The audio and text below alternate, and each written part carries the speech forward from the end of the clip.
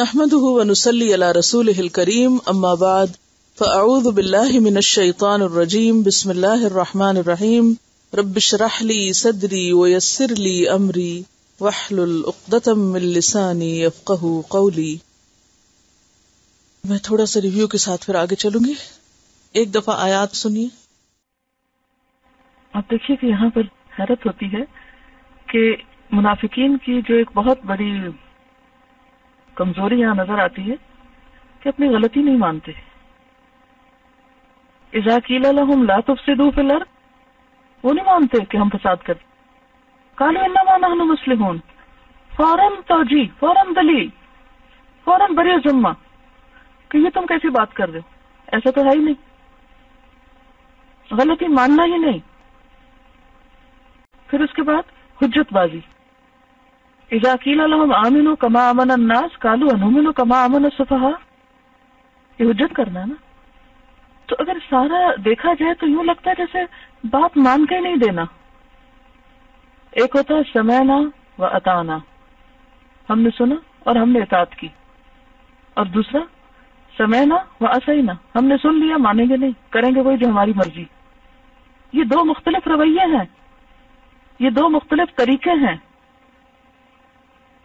ایک رویہ کیا ہے کہ جو ہمیں کہا گیا وہ ہم کریں گے، اور دوسرا کیا، ہم اپنی مرضی کریں گے، ہم نہیں سنیں گے. اصل تو کمزوری ایمان کی ہے. اصل بات تو یہی ہے. اسی چیز کو تو ہم سب کو ریئلائز کرنا ہے کہ ایمان ہی تو کمزور ہے، دل ہی تو کمزور ہے، دل ہی تو بیمار ہے. کل ہم نے دل کی حالت کے بارے میں، دل کے فنکشن کے بارے میں کچھ باتیں پڑھی تھی، اور میں نے ہوم ورک بھی دیا تھا کہ آج آپ دل کی بیماریوں کے بارے میں کچھ نہ کچھ معلومات جمع کر کے آئیں، کسی نہ کسی سے کچھ پوچھیں. کیونکہ اگر دنیا میں کسی کو بتایا جاتا ہے کہ آپ کو ہارٹ پرابلم ہے تو وہ اس کے لیے سخت شاکنگ بات ہوتی ہے. ہارٹ پرابلم، ہارٹ پرابلم کا مطلب کیا ہے؟ ہلاکت یا کچھ اور؟ ہارٹ پرابلم اور ہارٹ ڈیزیزز کس طرف لے جاتی؟ Cause to death. تو علاج نہیں کریں گے.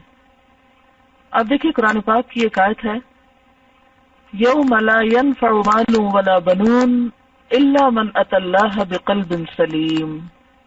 اس دن نہ مال کام آئے گا نہ بیٹے کام آئیں گے مگر جو اللہ کے پاس سلیم دل لے کر آیا، سلامت دل لے کر آیا، صحت مند دل لے کر آیا، وہی کامیاب ہوا.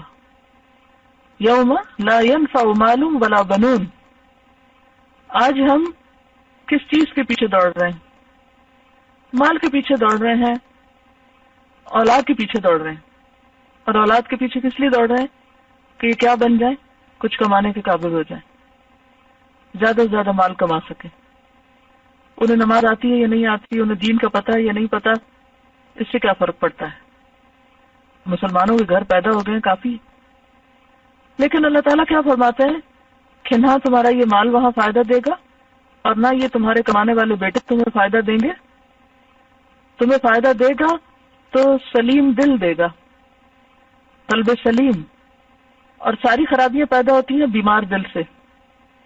کیونکہ کل ہم نے یہ بات پڑھی تھی کہ ہمارے جسم کا ایک ایک سیل ڈائریکٹلی دل کے ساتھ کنیکٹڈ ہے، اس کا ڈائریکٹ لنک ہے دل کے ساتھ.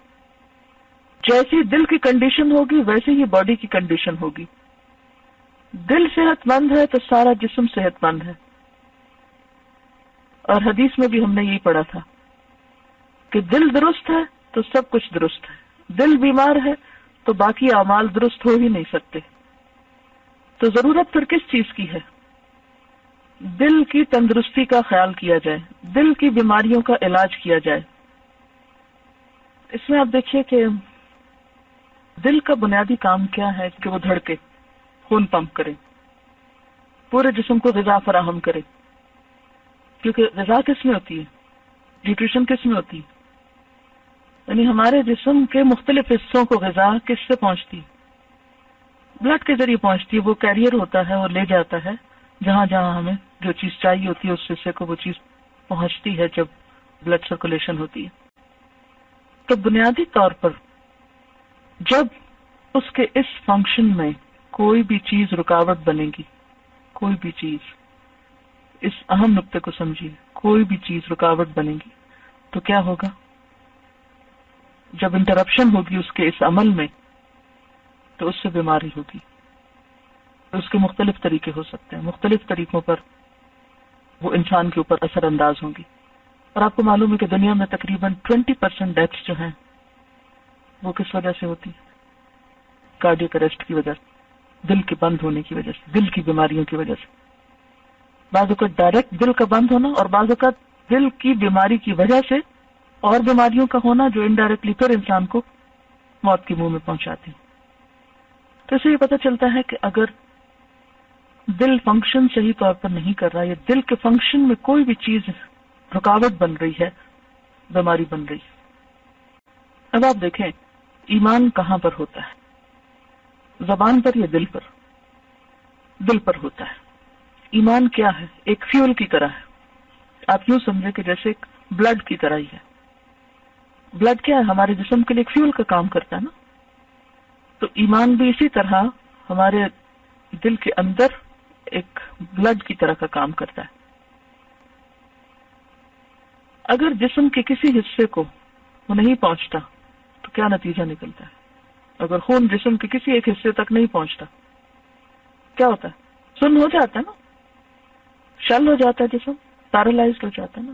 انسان الٹیمیٹلی اس فالج کی وجہ سے یا اس پیرالائز ہونے کی وجہ سے ختم بھی ہو سکتا ہے.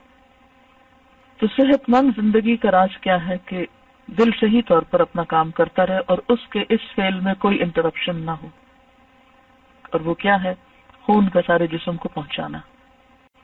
اسی طرح اگر ایمان دل میں ہے اور دل سے ہمارے سارے جسم اور ہمارے سارے حصوں تک اس کو پہنچنا ہے، اس کا فلو ہونا ہے، تب ہمارے عمل میں تبدیلی آئے گی.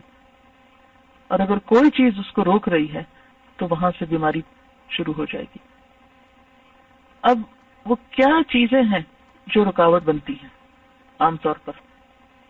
اب اس میں آپ دیکھیے کہ مختلف جو ڈیزیزز ہیں جن کا آپ سب نے ذکر کیا، تو اس میں بنیادی وجہ یہ ہوتی ہے رکاوٹ پڑنے کی کہ جو ہمارے جسم کے باریک رگیں اور ریشے ہوتے ہیں، آرٹریز ہوتے ہیں، ان میں چربی جمع ہو جاتی ہے. بعض اوقات وہ بلاکیج کر دیتے ہیں. خون کا سپلائی کم ہو جاتا ہے، اور خون کا سپلائی جب کم ہوتا ہے تو دل کو اور زیادہ ہارڈ ورک کرنا پڑتا ہے. یعنی آگے مثلا آپ دیکھیں نا کہ جہاں کوئی پائپ بلاک ہوتا ہے تو کیا ہوتا ہے؟ وہ بسٹ ہو جاتا ہے نا.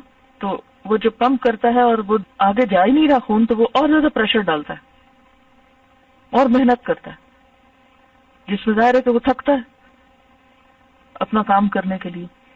تو اب اس کا نتیجہ کیا ہوتا ہے کہ انسان صحت مند نہیں رہ سکتا. اور اس میں خاص طور پر آپ دیکھیں کہ آکسیجن ایک میجر رول پلے کرتی ہے. آکسیجن کا کیا کام ہے؟ جب ہم ناک کے ذریعے سانس اندر لے جاتے ہیں تو ہمارے پھیپھڑے اس خون کو کیا کرتے ہیں؟ صاف کرتے ہیں. تو اگر آکسیجن نہ ملے کسی کو تو انسان مر جاتا ہے یا نہیں؟ مر جاتا ہے نا. اب آپ دیکھیں کہ خون کو دل کے ہر حصے تک پہنچنے کے لیے اور صاف خون کو پہنچنے کے لیے، کیونکہ اگر گندا خون رگوں میں جائے گا تو کیا ہوگا؟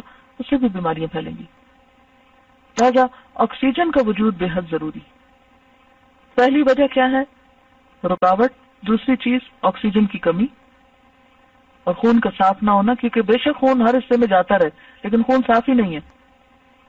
پھر اسی طرح اگر بلڈ کلاٹ ہو جائے تو اس سے بھی دل کو صحیح آکسیجن نہیں پہنچتی اور پھر وہ اپنا صحیح طور پر کام نہیں کر سکتا، تو اس کے نتیجے میں انسان بیمار ہوگا. پھر اسی طرح یہ ہے کہ رگوں کی سختی، جیسے کہ ہم نے ذکر کیا تھا، جس کو دل کی سختی بھی کہا جاتا ہے، تو بعض اوقات دلوں کا سخت ہونا جو ہے وہ بھی انسان کے لیے مصیبت کا باعث ہوتا ہے. جیسے چربی چڑھ جانا، کلاٹنگ، بیچ میں رکاوٹیں آنا، پھر اسی طرح آکسیجن کی کمی، پھر اسی طرح صحیح خوراک کا نہ ہونا، صحیح روٹین کا نہ ہونا لائف میں. جب جی چاہے سو جائے، جب جی چاہے اٹھ جائے، جب جی چاہے کھا لے، یعنی اپنی خواہشات کے پیچھے چلنا. پھر اسی طرح ٹینشن وغیرہ جو ہے یعنی اسٹریس میں ہونا، یا پھر یہ کہ اسموکنگ کرنا. اسموکنگ میں بھی آپ کیا کرتے ہیں؟ دھواں اندر لیتے ہیں. آکسیجن کی بجائے آپ کیا لے جا رہے ہیں؟ دھواں لے جا رہے ہیں. جب دھواں لے جا رہے ہیں تو وہ آپ کے خون کو صاف کرے گا، اس کے اندر اور زہر پھیلائے گا. پھر اسی طرح الکوہل وغیرہ کا استعمال. تو بنیادی طور پر اسموکنگ اور الکوہل کس وجہ سے ہوتی ہے؟ خواہشات کی پیروی کی وجہ سے. ہمارے سامنے نیوٹریشنل اس کی کوئی ویلیو نہیں ہے ان چیزوں کی، لیکن ہم محض خواہشات کو پورا کرنے کے لیے ان چیزوں کو استعمال کرتے ہیں. اب آپ دیکھیے کہ دل کے بیمار ہونے میں جو ریزنز ہیں بنیادی طور پر، وہ جو بہت اہم ایک فیکٹر ہے آکسیجن کا نہ ہونا. آکسیجن بلڈ کو پیوریفائی کرتی ہے. تو آکسیجن اگر دینی اعتبار سے دیکھا جائے تو کیا چیز آکسیجن ہے جس کو آپ کہیں گے کہ آپ کے اندر کے سسٹم کو صاف رکھنے کے لیے ضروری ہے؟ دین کا علم، صحیح ماحول. صرف علم نہیں، ماحول بھی. کیونکہ اگر ماحول میں پولوشن ہو، آپ کو صاف ہوا نہیں ملے تو کیا ہوتا ہے؟ تو اسی طرح جب آپ ایسے ماحول میں رہتے ہیں جہاں ہر طرف لوگ جھوٹے ہیں، فریبی ہیں، غلط کام کرتے ہیں، دنیا کی محبت میں ڈوبے ہوئے ہیں، تو نتیجتاً آپ ایک پولوشن میں رہ رہے ہیں. اور وہ پولوشن آپ کے اوپر کیا کرتی ہے؟ اثر انداز ہوتی ہے. اور جب وہ اثر انداز ہوتی ہے تو وہ آپ کی رگ رگ تک اس کا اثر جاتا ہے. آپ کا دل جو ہے وہ گندا خون سپلائی کر رہا ہے، کیونکہ آکسیجن بلڈ کو صاف کرتی ہے نا باہر سے آ کر. اگر جو علم آپ لے رہے ہیں، جو انٹیک آپ لے رہے ہیں روحانی طور پر، وہ اگر صاف نہیں تو نتیجہ کیا نکلے گا؟ ماحول اچھا نہیں، علم درست نہیں، جو علم کا سورس ہے وہ اوتھینٹک نہیں، یا پھر خواہشات کا غلبہ ہے، جو دل میں آیا کرنے کا شوق ہے. تو یہ ساری چیزیں مل کر دل کی بیماری کا سبب بنتی ہیں. مثلا جب جی چاہے کھانا شروع کر دے انسان تو یہ کس کی پیروی؟ خواہشات نفس کی پیروی. اس سے جسمانی طور پر دل بیمار ہوتا ہے. تو اسی طرح جب انسان خواہشات کے پیچھے چلتا ہے تو روحانی طور پر بھی انسان کا دل بیمار پڑتا ہے اور ایمان میں کمزوری ہوتی. تو گویا ہماری جو خواہشات ہیں، ہمارے جو جذبات میں یا ایموشنز میں جو شدت ہے، نفس کی پیروی ہے، یہ ساری چیزیں مل کر ہمارے دل کو بیمار کرتی ہیں اور ہمارے ایمان کی کمزوری کا ذریعہ بنتی ہیں. جب ایمان کمزور ہو جاتا ہے تو عمل درست نہیں ہو سکتا. اور عموماً یہ جو بات ابھی کی تھی نا کہ بیلنس ڈائٹ نہ لینا، یا یہ کہ اپنے کیئر نہ کرنا، یہ ساری چیزیں کس میں آتی ہیں؟ لاپرواہی میں آتی ہیں. یہ نہیں سوچنا کیا کھا رہے ہیں، بس بھوک لگے جو بھی مل کے کھا رہے ہیں. ہاں، تو یہ ساری غفلت ہے نا. تو دل کی بیماری کا ایک بڑا سبب انسان کی غفلت بھی ہوتی ہے. اس بات کی پرواہ نہ کرنا کہ میں کس حال میں جی رہا ہوں، اس بات کی فکر ہی نہ ہونا کہ کس ماحول میں ہوں، کون لوگ میرے آس پاس ہیں، کیا کھا رہا ہوں، کیا پی رہا ہوں، کب سو رہا ہوں، کب جاگ رہا ہوں، کب اٹھ رہا ہوں، کیا کر رہا ہوں. یعنی ایک طرح سے بے شعوری کی کیفیت، غفلت کی کیفیت. یہ ساری چیزیں مل کر دل کے فنکشن میں انٹرپشن کرتی ہیں. نتیجتاً انسان کا عمل درست نہیں ہو سکتا. اب اصلاح کے لیے کیا کرنے کی ضرورت ہے؟ 2-4 موٹی موٹی ضروری باتیں ہم اپنے سامنے رکھتے ہیں اور پھر آگے چلتے ہیں. اصلاح کے لیے کیا ضروری ہے؟ متوازن غذا چاہیے، آکسیجن چاہیے، اور پرہیز ضروری ہے. ایسی چیزوں سے بچنا ضروری ہے جیسے جھوٹ سے، چغلی سے، دھوکے سے. ایسی چیزوں سے بچنا بھی ضروری ہے کہ جو انسان کو روحانی طور پر بیمار کرتی. کہ آپ اپنے آپ کو خود پہچانیں، کانشیسنس، اویئرنس، کہ آپ کے سسٹم کو کیا ضرورت ہے، کیا چیز آپ کو سوٹ کرتی ہے، کیا چیز آپ کے لیے درست نہیں. اپنا لائف سٹائل تبدیل کریں، کیونکہ ہارٹ ڈیزیز کی پریونشن کے لیے لائف سٹائل جو ہے اس کا درست ہونا، ایک روٹین میں آنا، ایک ڈسپلن میں آنا، ایک منظم زندگی گزارنا جو ہے وہ بے حد ضروری ہے. اچھے ماحول کی تلاش میں ہونا، بیلنس ڈائٹ، ریگولر ایکسرسائز. تو وہ آپ کس سے ریلیٹ کریں گے؟ کیا چیز ہوگی؟ تلاوت اور روح کی غذا، یہ تمام چیزیں. ایک چھوٹی سی مثال سے میں اب بات کروں گی چھوٹی سی مثال، کل ہم ہارٹ ٹرانسپلانٹ کی بات کر رہے تھے، کیونکہ جب دل بالکل بیکار ہو جاتا ہے نا تو پھر کیا کرنا پڑتا ہے آخری نتیجے کے طور پر؟ تبدیل کرانا پڑتا ہے۔ ٹرانسپلانٹ کا مطلب کیا؟ تبدیلی قلب کا عمل، تبدیلی قلب۔ اور جیسے اقبال کہتے ہیں نا کہ دل مردہ دل نہیں ہے اسے زندہ کر دوبارہ، دل مردہ دل نہیں ہے، یعنی دل مر جائے تو زندگی کہاں ہے، اسے زندہ کر دوبارہ۔ تو ہارٹ ٹرانسپلانٹ کی ضرورت ہے، دلوں کی اصلاح اور دلوں کی تبدیلی کا عمل ضروری ہے صحت کے لیے۔ اور جیسے کل ہم نے پڑھا تھا کہ اس کے لیے آپ کو ایک بڑی سرجری سے تو گزرنا ہی پڑتا ہے، اس کے ساتھ ایک ہیوج اماؤنٹ مال کی بھی اپنے نکالنی پڑتی۔ میں گھر جا کے سوچ رہی تھی، بہت زیادہ مجھے یہ ذہن میں بات آ رہی تھی کہ اگر $250,000 ٹرانسپلانٹ کے لیے انسان کو چاہیے، اور اگر اس کے سامنے چوائس رکھی جائے کہ چاہو تو ان پیسوں سے $2.5 لاکھ سے ایک گھر خرید لو، چاہو تو اپنا دل بدل لو، تو انسان اس وقت کیا کرے گا؟ گھر خرید لینا، اتنا سنہری موقع ہے، زندگی نہیں تو گھر کیا کرنا ہے؟ واقعی شور۔ اب میرا سوال ہے آپ سے، اگر یہ لسٹ آپ نے پڑھی اور دیکھی اور آپ سب نے خود بھی بنائی ہے، ان میں کچھ چیزیں ایسی ہیں کہ جو ہمارے اندر موجود ہیں اور خطرہ ہے کہ یہ ہمیں لے ڈوبیں گی، اور ہمیں موقع مل رہا ہو تبدیلی قلب کا، اور اس وقت ہمارے سامنے دو آپشنز ہوں۔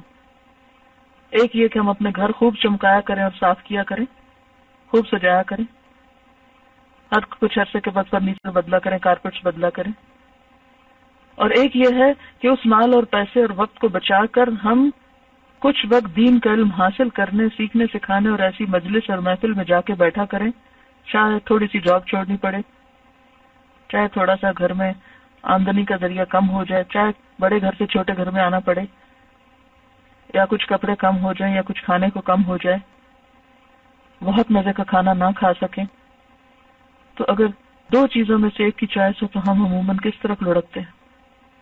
دو۔ اب کیونکہ ظاہر ہے بہت اچھا مزے کے کھانے کے لیے بہت سا ٹائم چاہیے، اس طرح کی خریداری چاہیے۔ اب آپ کو پڑھنا ہے، سبق یاد کرنا ہے، تو وہ تو وقت نہیں رہے گا اس طرح جس طرح آپ لیئرلی آرام سے سارے کام کرتے تھے، وہ وقت نکلے گا کہ نہیں؟ اب آپ کے پاس چوائس ہے، آپ چاہیں تو ایک طرف کیا کریں، ایک بہت ہی آئیڈیل لائف گزاریں، مادی طور پر بہت آئیڈیل لائف گزاریں، گھر بھی بہت صاف ستھرا، کھانا بھی بہت اچھا، کپڑے بھی آپ کے بہت، ہر چیز بہت اچھی، لیکن دل بیمار۔ اب دل کی اصلاح کے لیے آپ کو وقت چاہیے، علم چاہیے، سرجری چاہیے، کیونکہ جب تک استاد کا سخت ہاتھ نہ لگے، کوئی دیکھنے والا آپ کی سرجری نہ کرے، تو محض کتابیں پڑھ کے بہت کچھ رٹ کے کچھ بھی نہیں آتا، کیونکہ پڑھ تو ہم گھر میں بھی بیٹھ کے سکتے ہیں کہ نہیں؟ کیسٹ لگا لیں، کتاب کھول لیں، پڑھ لیں۔ اس کا یہ مطلب نہیں کہ جن لوگوں کے پاس موقع نہیں ہے یہاں آنے کا یا بیٹھنے کا، وہ پڑھنا ہی چھوڑ دیں کیونکہ فائدہ نہیں، وہ بھی فائدہ اٹھائیں گے، لیکن ماحول ضروری ہے نا کہ نہیں؟ تو آپ کو ایک ماحول چاہیے ہوتا ہے نا، ہر کام کے لیے ایک ماحول چاہیے۔ وہ یہ کام کر رہا ہے، اس نے ایسے کیا، وہ یہ کر رہا ہے، ایک دوسرے سے کتنا سیکھتے ہیں۔ تو جب تک آپ کے دل کی صحت کے لیے آپ کے ماحول کی تبدیلی، آپ کی روٹین کی تبدیلی، آپ کی انٹیک علم کی، آپ کی باہم ڈسکشن، باہم ایک دوسرے سے سیکھنا، چاہے آپ آن لائن بیٹھ کے ایک دوسرے سے اپنے تبادلہ خیال کر رہے ہیں یا پھر فزیکلی۔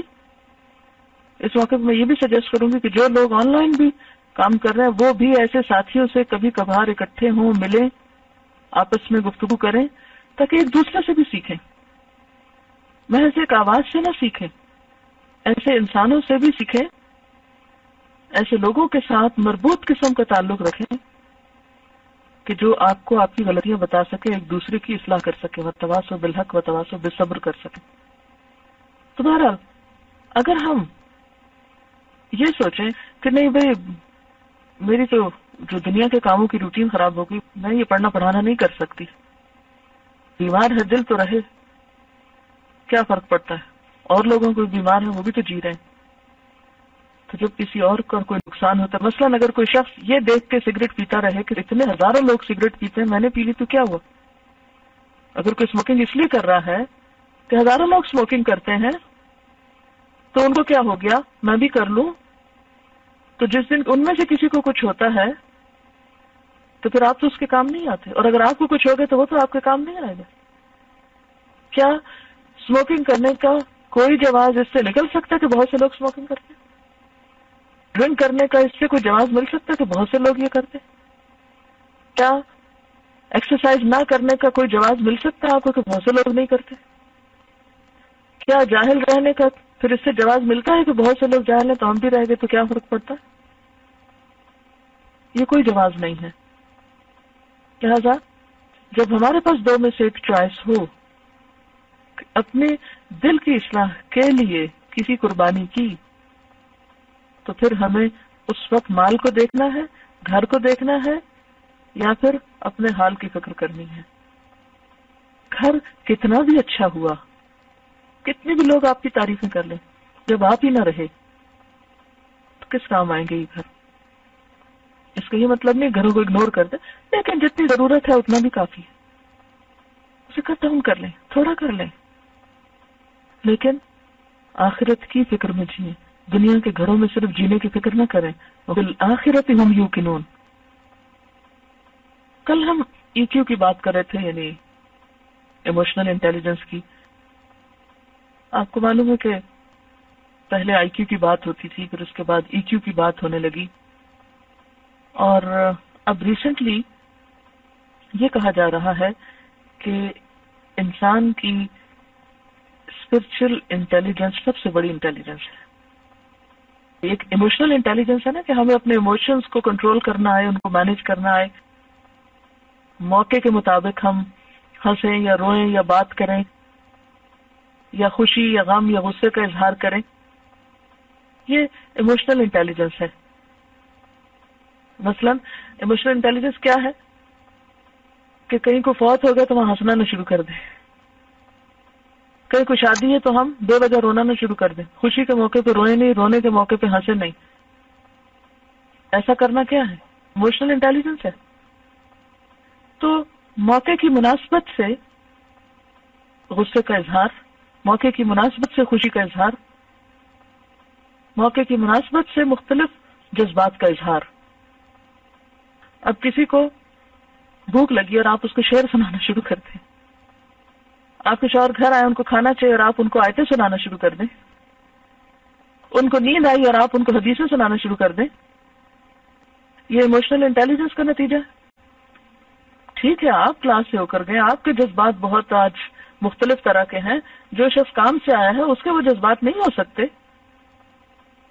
آپ اس سے کیوں ایکسپیکٹ کر رہے ہیں کہ وہ آپ کی باتوں میں آپ کا ساتھ دے؟ ایک شخص اپنے کام میں انتہائی مصروف ہے، آپ اس کے سامنے کوئی اور قصہ لے کے کھڑے ہو جائیں، نہ سمجھی کی بات ہے نا. تو ایک یہ انٹیلیجنس ہوتی ہے.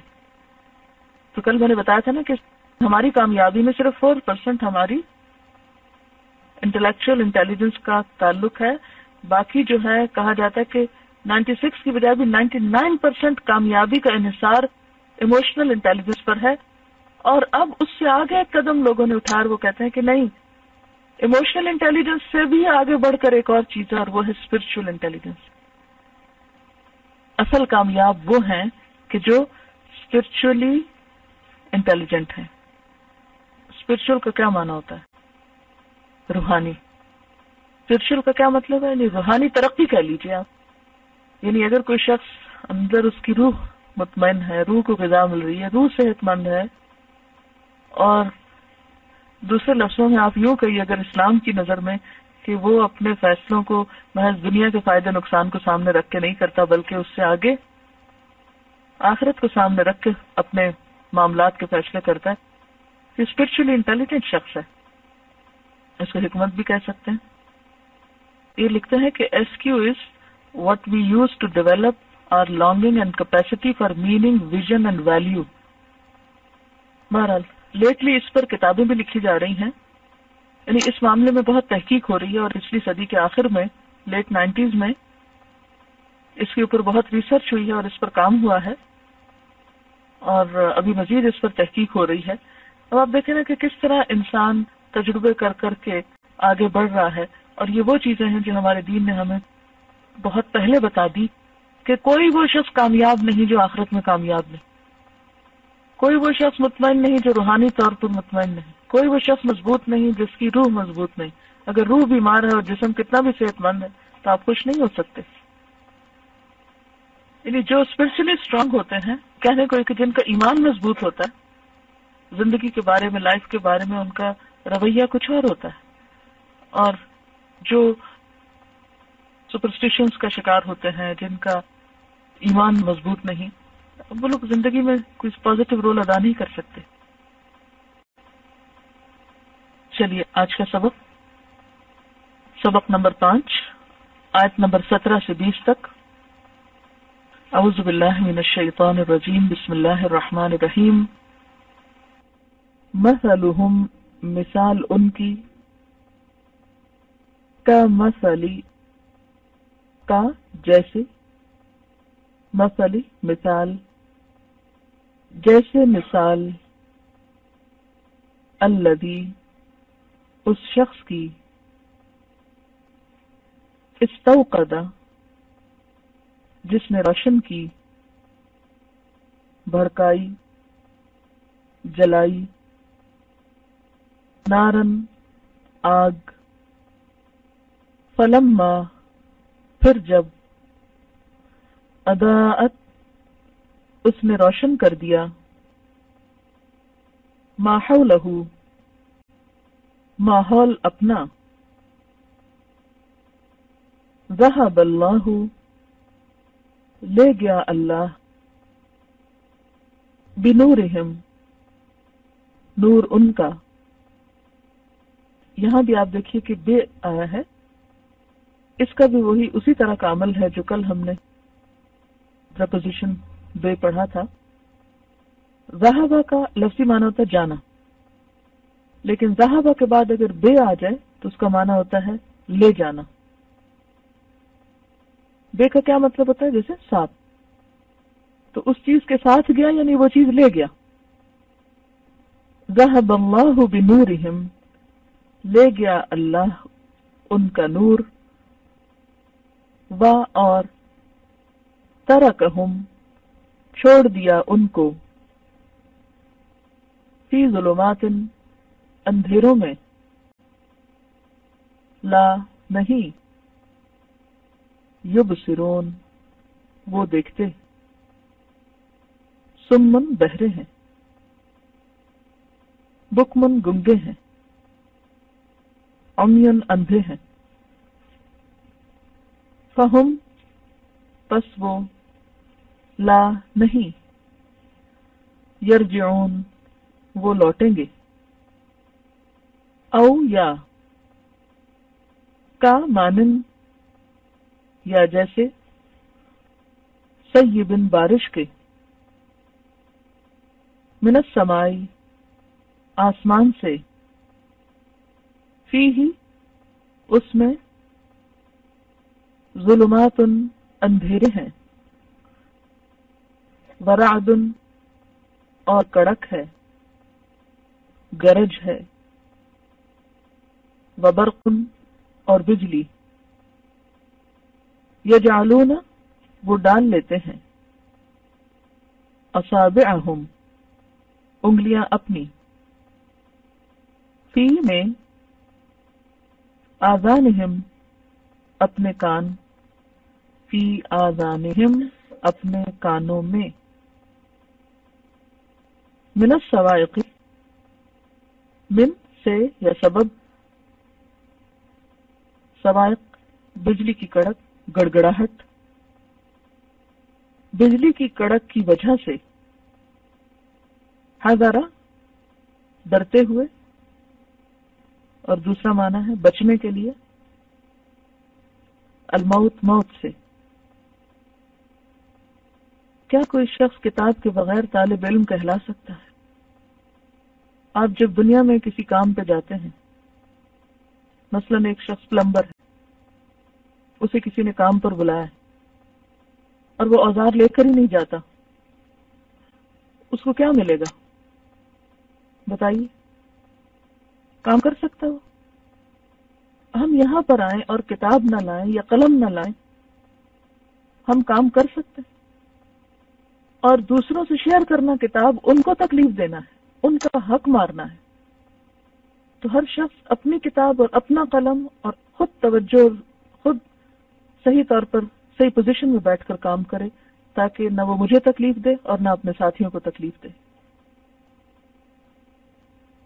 حذر الموت، موت کے ڈر سے یا موت سے بچنے کے لیے۔ واللہ، اور اللہ، محیط، گھیرنے والا ہے، احاطہ کرنے والا ہے، بالکافرین، کافروں کو۔ یکادو، قریب ہے، البرق، بجلی، یخطف، اچک لے جائے، چھین لے جائے، ابصارہم، ان کی نگاہوں کو، ان کی آنکھوں کو، کلما، جب کبھی، اضاء، اس نے روشن کیا، لہم، ان کے لیے، مشو، وہ چل پڑے، فیہ، اس میں، وَإِذَا، اور جب، اظلم، اس نے اندھیرا کیا، علیہم، اوپر ان کے، قاموا، وہ کھڑے ہو گئے، ولو، اور اگر، شاء اللہ، چاہتا اللہ، لذہب، البتہ لے جاتا، بسمعہم، ان کی سماعت کو، وابصارہم، اور ان کی نگاہوں کو، ان اللہ، بشک اللہ تعالی، علی، اوپر، کل، ہر، شیء، چیز کے، قدیر، قدرت رکھنے والا ہے۔ بس اب ان الفاظ کے روٹس۔ مثلہم، مثال ان کی، کا مثلی، مانند مثال یا مثال جیسے۔ یہاں پر حرف کاف جو ہے شروع میں آیا ہے تو اس کا معنی لائک ہوگا یا مثال ہوگا یا مانند ہوگا یا جیسے۔ اگر کا آخر میں آئے تو کیا معنی ہوتا ہے؟ حرف کاف آخر میں آئے تو تمہارا، اور شروع میں آ جائے تو مانند، جیسے، مثال۔ الذی، اس شخص کے، استوقد، استوقد کا روٹ واو قاف دال ہے، معنی ہے آگ جلانا اور روشنی حاصل کرنے کے لیے آگ جلانا، روشنی حاصل کرنے کے لیے آگ جلانا، نارن، آگ، فلما، پھر جب، اضاءت، اضاءت جو ہے اس کا روٹ ہے ضاد واو حمزہ، دو، دو کہتے ہیں روشنی کو، جیسے ضیاء ہوتا ہے، ضیاء، اس نے روشن کیا، اور دو ایسی روشنی کو کہتے ہیں جس میں حرارت بھی ہو اور تپش بھی ہو، جیسے آگ کی روشنی۔ اضاءت، اس نے روشن کر دیا، ما حولہ، اس کے ماحول کو، ما کا مطلب کیا، جو، حول کا مطلب ہوتا ہے آس پاس، جو اس کے آس پاس تھا یعنی اس کے ارد گرد تھا۔ ذہب اللہ، لے گیا اللہ، بنورہم، ان کا نور، وترکہم، اور چھوڑ دیا ان کو، فی ظلمات، اندھیروں میں۔ ظلمات، ظلمت کی جمع ہے، زوئے لام میم اس کا روٹ ہے، روشنی کے نہ ہونے کو ظلمت کہا جاتا ہے، اندھیرا۔ لا یبصرون، وہ نہیں دیکھتے، یبصرون کا روٹ بے سوادرے۔ سمن، بہرے ہیں، سواد میم میم، جمع کا صیغہ ہے اسم، اس کا سنگولر ہے، اسم کی جمع ہے یہ سم، یعنی قوت سماعت کا نہ ہونا یا اونچا سننا. بکمن گنگے ہیں، بے کاف میم روٹ ہے، اب کم کی جمع ہے. پیدائشی گنگے کے لیے بھی استعمال ہوتا اور جو سن کر بھی نہ بولے اس کے لیے بھی استعمال ہوتا، جو بول نہ سکے یا نہ بولے. امیون این میم یہ آما کی جمع ہے، نابینا جو بصارت سے آری ہو. امیون اندھے ہیں، فہم پس وہ لا یرجعون نہیں لوٹتے. یرجعون کا روٹ کیا ہے؟ رے جیم این، رجع رجوع کرنا.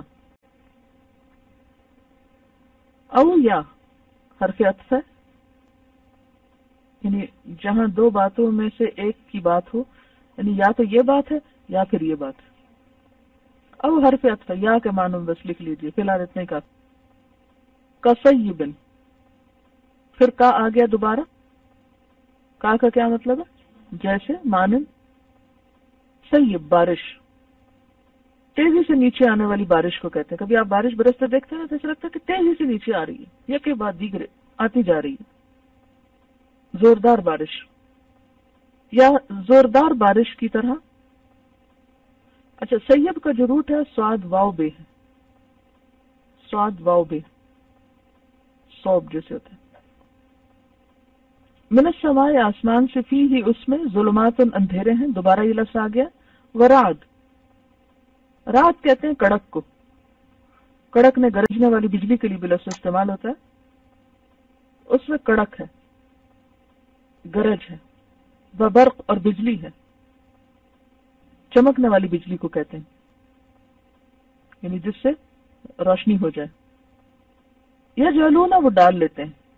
یا جلونا کا روٹ جیم این لام ہے، ایک حالت سے دوسری حالت کی طرف لے جانا. ڈال لیتے ہیں. اصابعہم اپنی انگلیاں، اصابع جو ہے اصبع کی جمع ہے. فی میں آذانہم اپنے کانوں کے، آذان اذن کی جمع ہے، اذن الف زال نون. اپنے کانوں میں. من السوائق، سوائق صاد عین قاف اس کا روٹ ہے، سائقہ کی جمع ہے. معنی ہے ہوش و حواس گم کرنے والی بجلیاں اور ان کے ساتھ آنے والی گرج کی آواز. اسی لیے کڑک اور بجلی دونوں اس کا معنی کیا جاتا ہے. من السوائق کڑاکوں سے یا گرج سے، بجلیوں سے. حذر الموت موت سے بچنے کے لیے. حذر کا لفظی معنی ہوتا ہے احتیاط کرنا.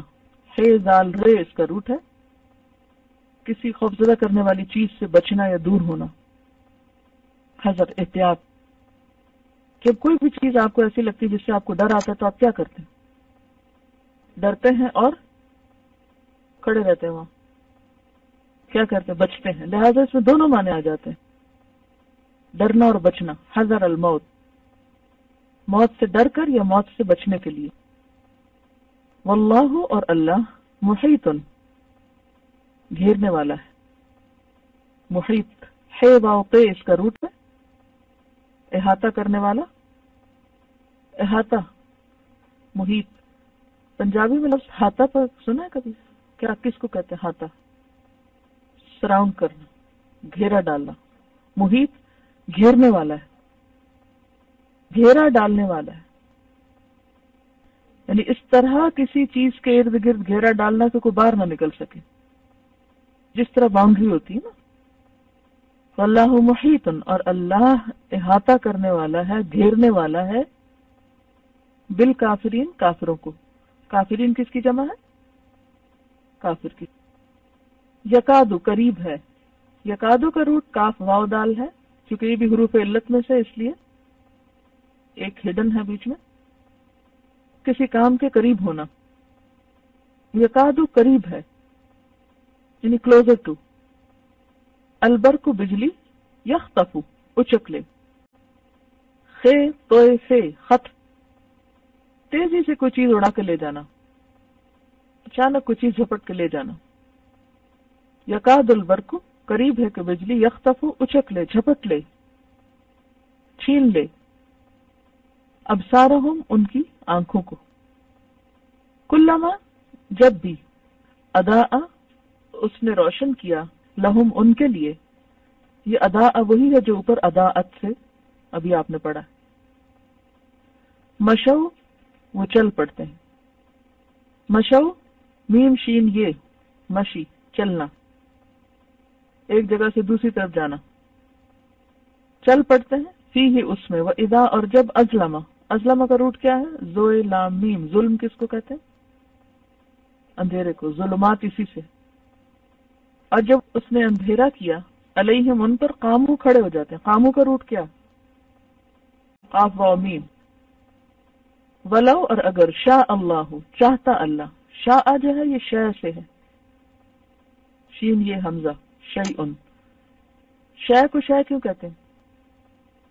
ان کو چیز، شے، ان کو کیا آپ چاہتے ہیں نا، اس کو نیڈ ہوتی ہے، آپ کی ضرورت ہوتی ہے، ولو شاء اللہ، اور اگر اللہ چاہتا، لذہب، البتہ لے جاتا، دوبارہ آ گیا، بسمعہم، ان کی سماعت کو، وابصارہم، اور ان کی آنکھوں کو، ان اللہ، بشک اللہ تعالی، علی کل شیء، اوپر ہر چیز کے، قدیر، قاف دال رے سے، قدرت رکھنے والا، فعیل کی طرح، یعنی بہت زیادہ قدرت رکھنے والا، اللہ کے سوا کسی اور کو قدیر نہیں کہہ سکتے، بیسٹ پلانر کے معنوں میں بھی استعمال ہوتا ہے، قدر پلاننگ کے لیے بھی آتا ہے، تقدیر جس سے ہے،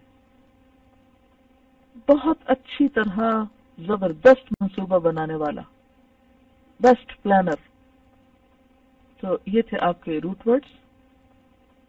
اللہ سے ہدایت کی دعا مانگی، اللہ تعالیٰ نے ہمیں کتاب ہدایت دکھائی، ہمارے لیے کتاب ہدایت بھیجی، اور پھر اللہ تعالیٰ نے ان شرائط کا ذکر بھی کر دیا جو ہدایت پانے کے لیے ضروری ہیں،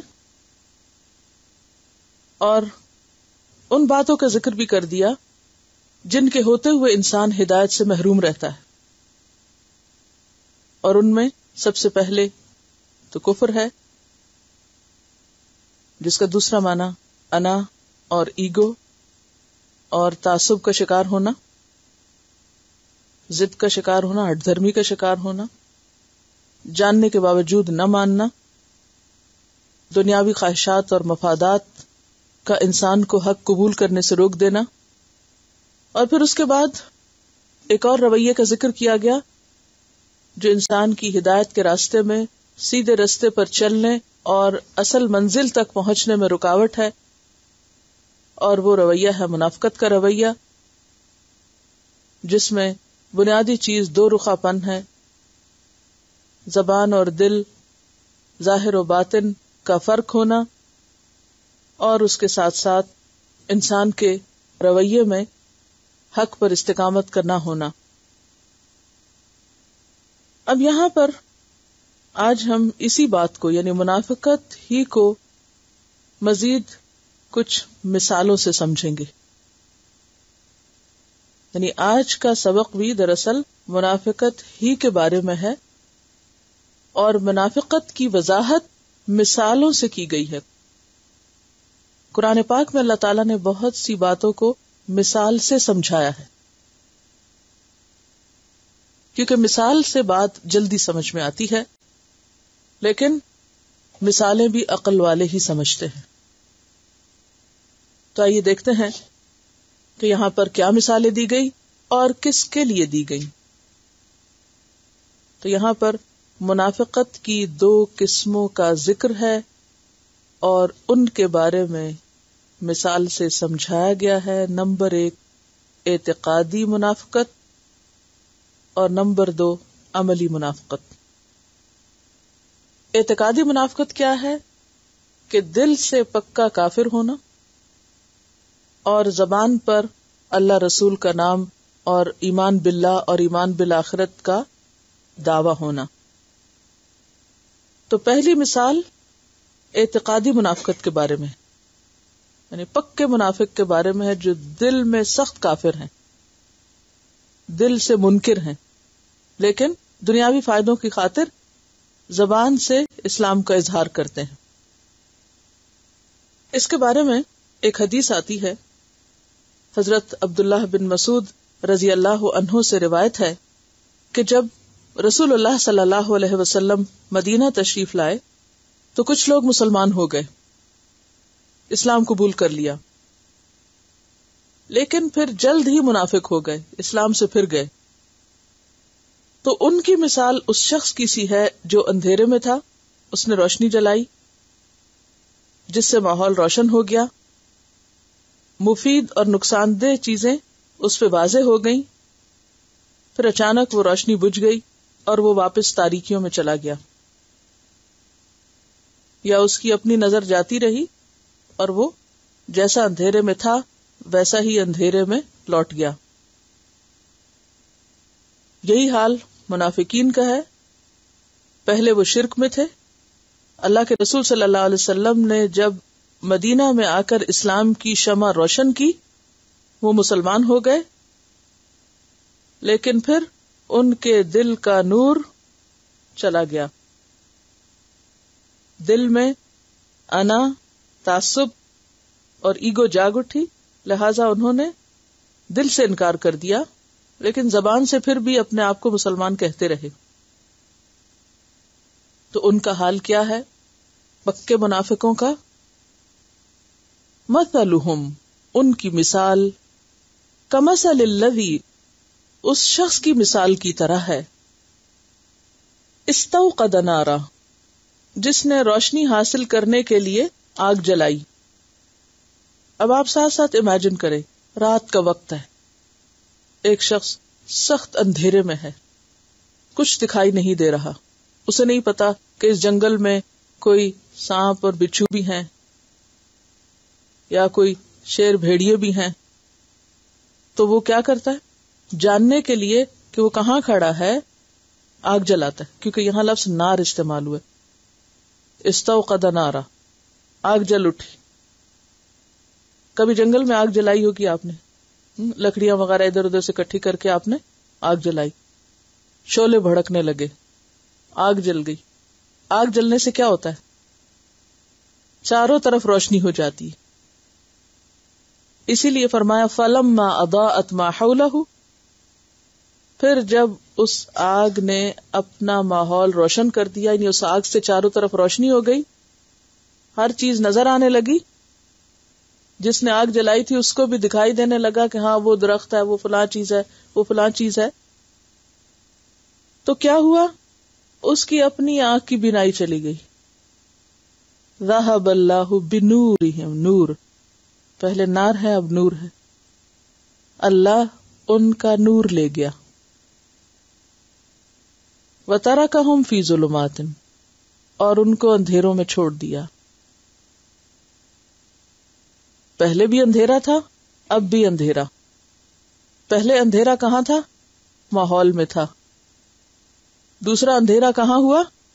اپنے اندر، کیونکہ دیکھنے کے لیے دو روشنیاں چاہیے نا، ایک تو باہر کی روشنی اور ایک اندر کی روشنی. جس کی آنکھ میں روشنی نہ ہو وہ سورج کو نہیں دیکھ سکتا، ایسا ہی ہے نا. تو ہوا یہ کہ ماحول تو روشن تھا لیکن ان کی روشنی چلی گئی. نورہم، ان کا نور لے گیا. وہ نور نہیں جو باہر تھا، وہ تو ہے وہاں. وَتَرَكَهُمْ، اور چھوڑ دیا ان کو، جن سے نور لیا تھا اس نے انہیں چھوڑا. کہاں؟ فی ظلمات، اندھیروں میں. کون سے اندھیرے؟ جہالت کے اندھیرے، کفر کے اندھیرے، شرک کے اندھیرے، منافقت کے اندھیرے. لا یبصرون، وہ نہیں دیکھتے، دیکھ ہی نہیں سکتے. اندر کا نور کب جاتا ہے؟ اندر کا نور انسان کے اپنے گناہوں کی وجہ سے جاتا ہے، انسان کے اپنے ٹیڑھے پن کی وجہ سے جاتا ہے. جیسے قرآن پاک میں آتا ہے نا، فَلَمَّا زَاغُوا أَزَاغَ اللَّهُ قُلُوبَهُمْ، جب وہ ٹیڑھے ہوئے اللہ نے ان کو ٹیڑھا کر دیا. جو خود نہ چاہے اللہ بھی اس کو نہیں دیتا. ان کے دلوں کا نور ان کی ایگو کی وجہ سے، ان کے باعث کی وجہ سے، تعصب کی وجہ سے، ان کی دنیا کی محبت کی وجہ سے، دنیاوی مفادات کی وجہ سے، اپنی ذات سے محبت کی وجہ سے. کیونکہ دین کی روشنی تو ہے، لیکن اس روشنی میں تپش بھی ہے، اور وہ ہم سے کچھ چھوڑنے کا مطالبہ بھی کرتی. اور سب سے پہلا مطالبہ کیا ہوتا ہے؟ سب سے پہلا مطالبہ جب انسان ایمان لاتا ہے، اللہ کو بڑا مان لیتا ہے، تو اپنی انا کو دفن کرنے کا ہوتا ہے کہ میں کچھ نہیں، میری مرضی، میری ذات اور میں اور میری ایگو، اس کی کوئی حیثیت نہیں. سب کچھ تو مجھے اللہ نے دیا، کس بات کی بڑائی، سب اسی کا ہے. اسی لیے پھر وہ سر بھی زمین پہ رکھتا ہے، اسی لیے وہ سب کام کرتا ہے. پھر اس کو اللہ کا کوئی حکم ماننے میں مشکل نہیں ہوتی. لیکن جو شخص ذاتی بڑائی کا شکار ہوتا ہے، انا پرستی کا شکار ہوتا ہے، تعصبات کا شکار ہوتا ہے کہ جو چیز تو میرے قوم قبیلے سے تعلق رکھتی ہے یا میری پسند ناپسند سے تعلق رکھتی، بس میں تو صرف وہ لوں گا اور ساری باتیں اسلام کی میں نہیں لے سکتا، تو یہ فیصلہ جو ہے یہ دل کے نور کو ختم کر دیتا ہے. پھر یہ چیز انسان کو اندھا کر دیتی، کیونکہ رکاوٹیں آ گئی نا بیچ میں. انا کیا ہے؟ رکاوٹ. تعصبات کیا ہے؟ رکاوٹ. دنیا کی محبت کیا ہے؟ رکاوٹ. حق کو دیکھنے ہی نہیں دیتی. روشنی باہر تو خوب ہے، اندر اندھیرا، لہٰذا ان کو کچھ بھی نظر نہیں آ رہا. اب ان کو جو مرضی سمجھائیں، وہ کچھ بھی سمجھنے کو تیار نہیں. کیوں؟ کیونکہ وہ کوئی ایسی چیز نہیں لینا چاہتے جو ان کے مفادات کے خلاف جاتی، ان کی خواہشات کے خلاف جاتی. یہاں اب آپ دل کے رول پر غور کیجئے. اللہ تعالیٰ نے منافقین کی بیماری کی طرف اشارہ کیا تھا. فی قلوبہم مرض، ان کے دلوں میں بیماری، ان کے دل بجھ گئے. تو باہر کی روشنی کیا کرتی؟ اتنی بات سمجھ میں آ گئی سب کو؟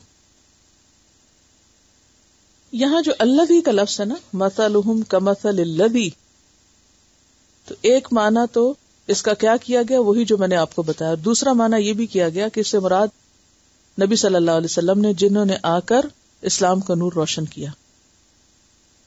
انہوں نے تو روشنی پھیلائی، ماحول بھی روشن ہو گیا، لیکن ان لوگوں کے اندر کا نور بجھ گیا، لہذا یہ اندھیروں میں رہ گئے. خیر اور بھلائی تو عام ہے، یہ فائدہ نہ اٹھا سکے. اب ان کا طرز عمل کیا ہے؟ سم بکم عمی، یہ بہرے ہیں، سن نہیں سکتے، گنگے ہیں، بول نہیں سکتے، اندھے ہیں، دیکھ نہیں سکتے. کیا نہیں سنتے، کیا نہیں بولتے، کیا نہیں دیکھتے. حق اور ہدایت اور وہ روشنی، وہ اسلام کی تعلیم، سمن بہرے ہیں، سن نہیں سکتے. کیونکہ حق کو حاصل کرنے کے لیے سب سے پہلے کیا چیز چاہیے تھی؟ آپ سننے والے بنے. تو یہ سننا ہی نہیں چاہتے، اندر کہاں سے خیر آئے گی؟ پھر یہ ہے کہ اگر سن ہی لیں کچھ تو اقرار ہی نہیں کرتے، حق کی بات ہی نہیں کرتے،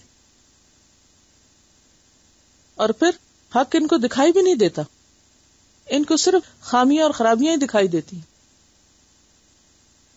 ان کو صرف مشکلات ہی دکھائی دیتی ہیں، حق کے فائدے ان کو کوئی دکھائی نہیں دیتے.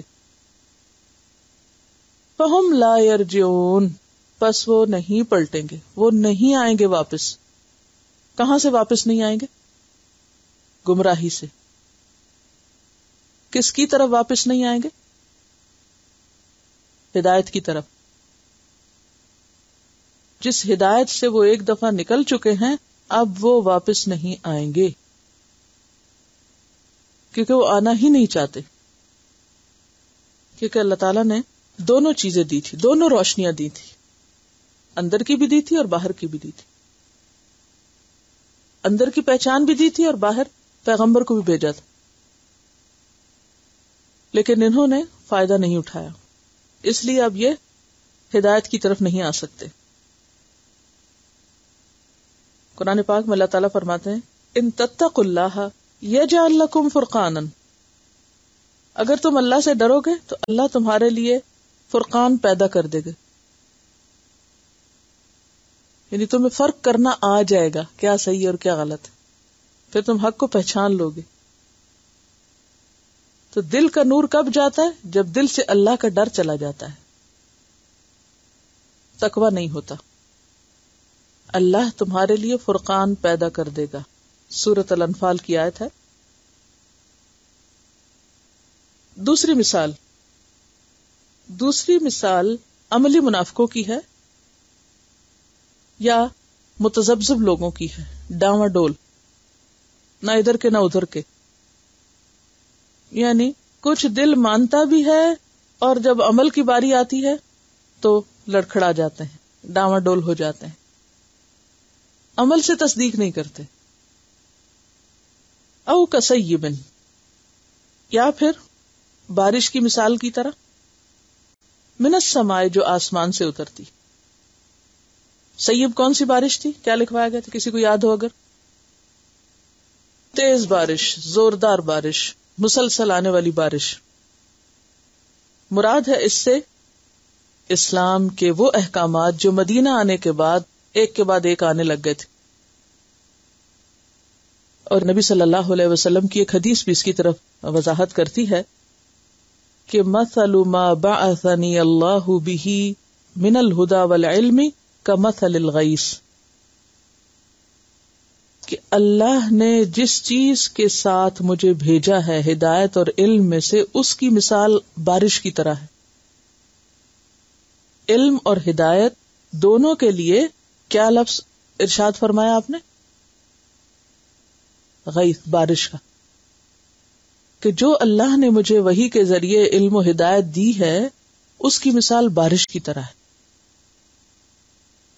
تو او کصیب من السماء، تو سیب سے مراد پھر یہاں بارش سے مراد کیا چیز بنی؟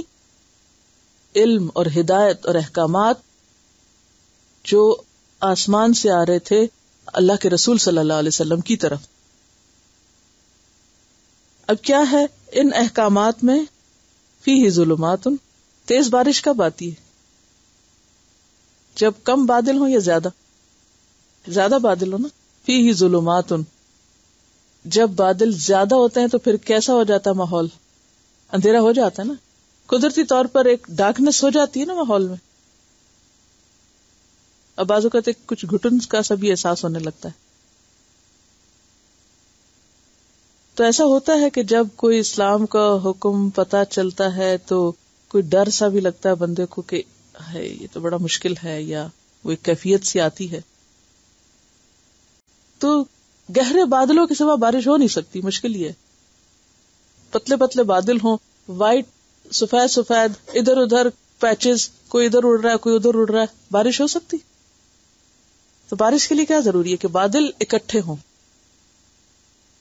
قرآن پاک میں بہت زبردست طریقے سے واٹر سائیکل کو ایکسپلین کیا گیا ہے کہ فَيَجْعَلُهُ رُكَامًا، کہ بادلوں کو طے بتائے اکٹھا کر دیتا ہے.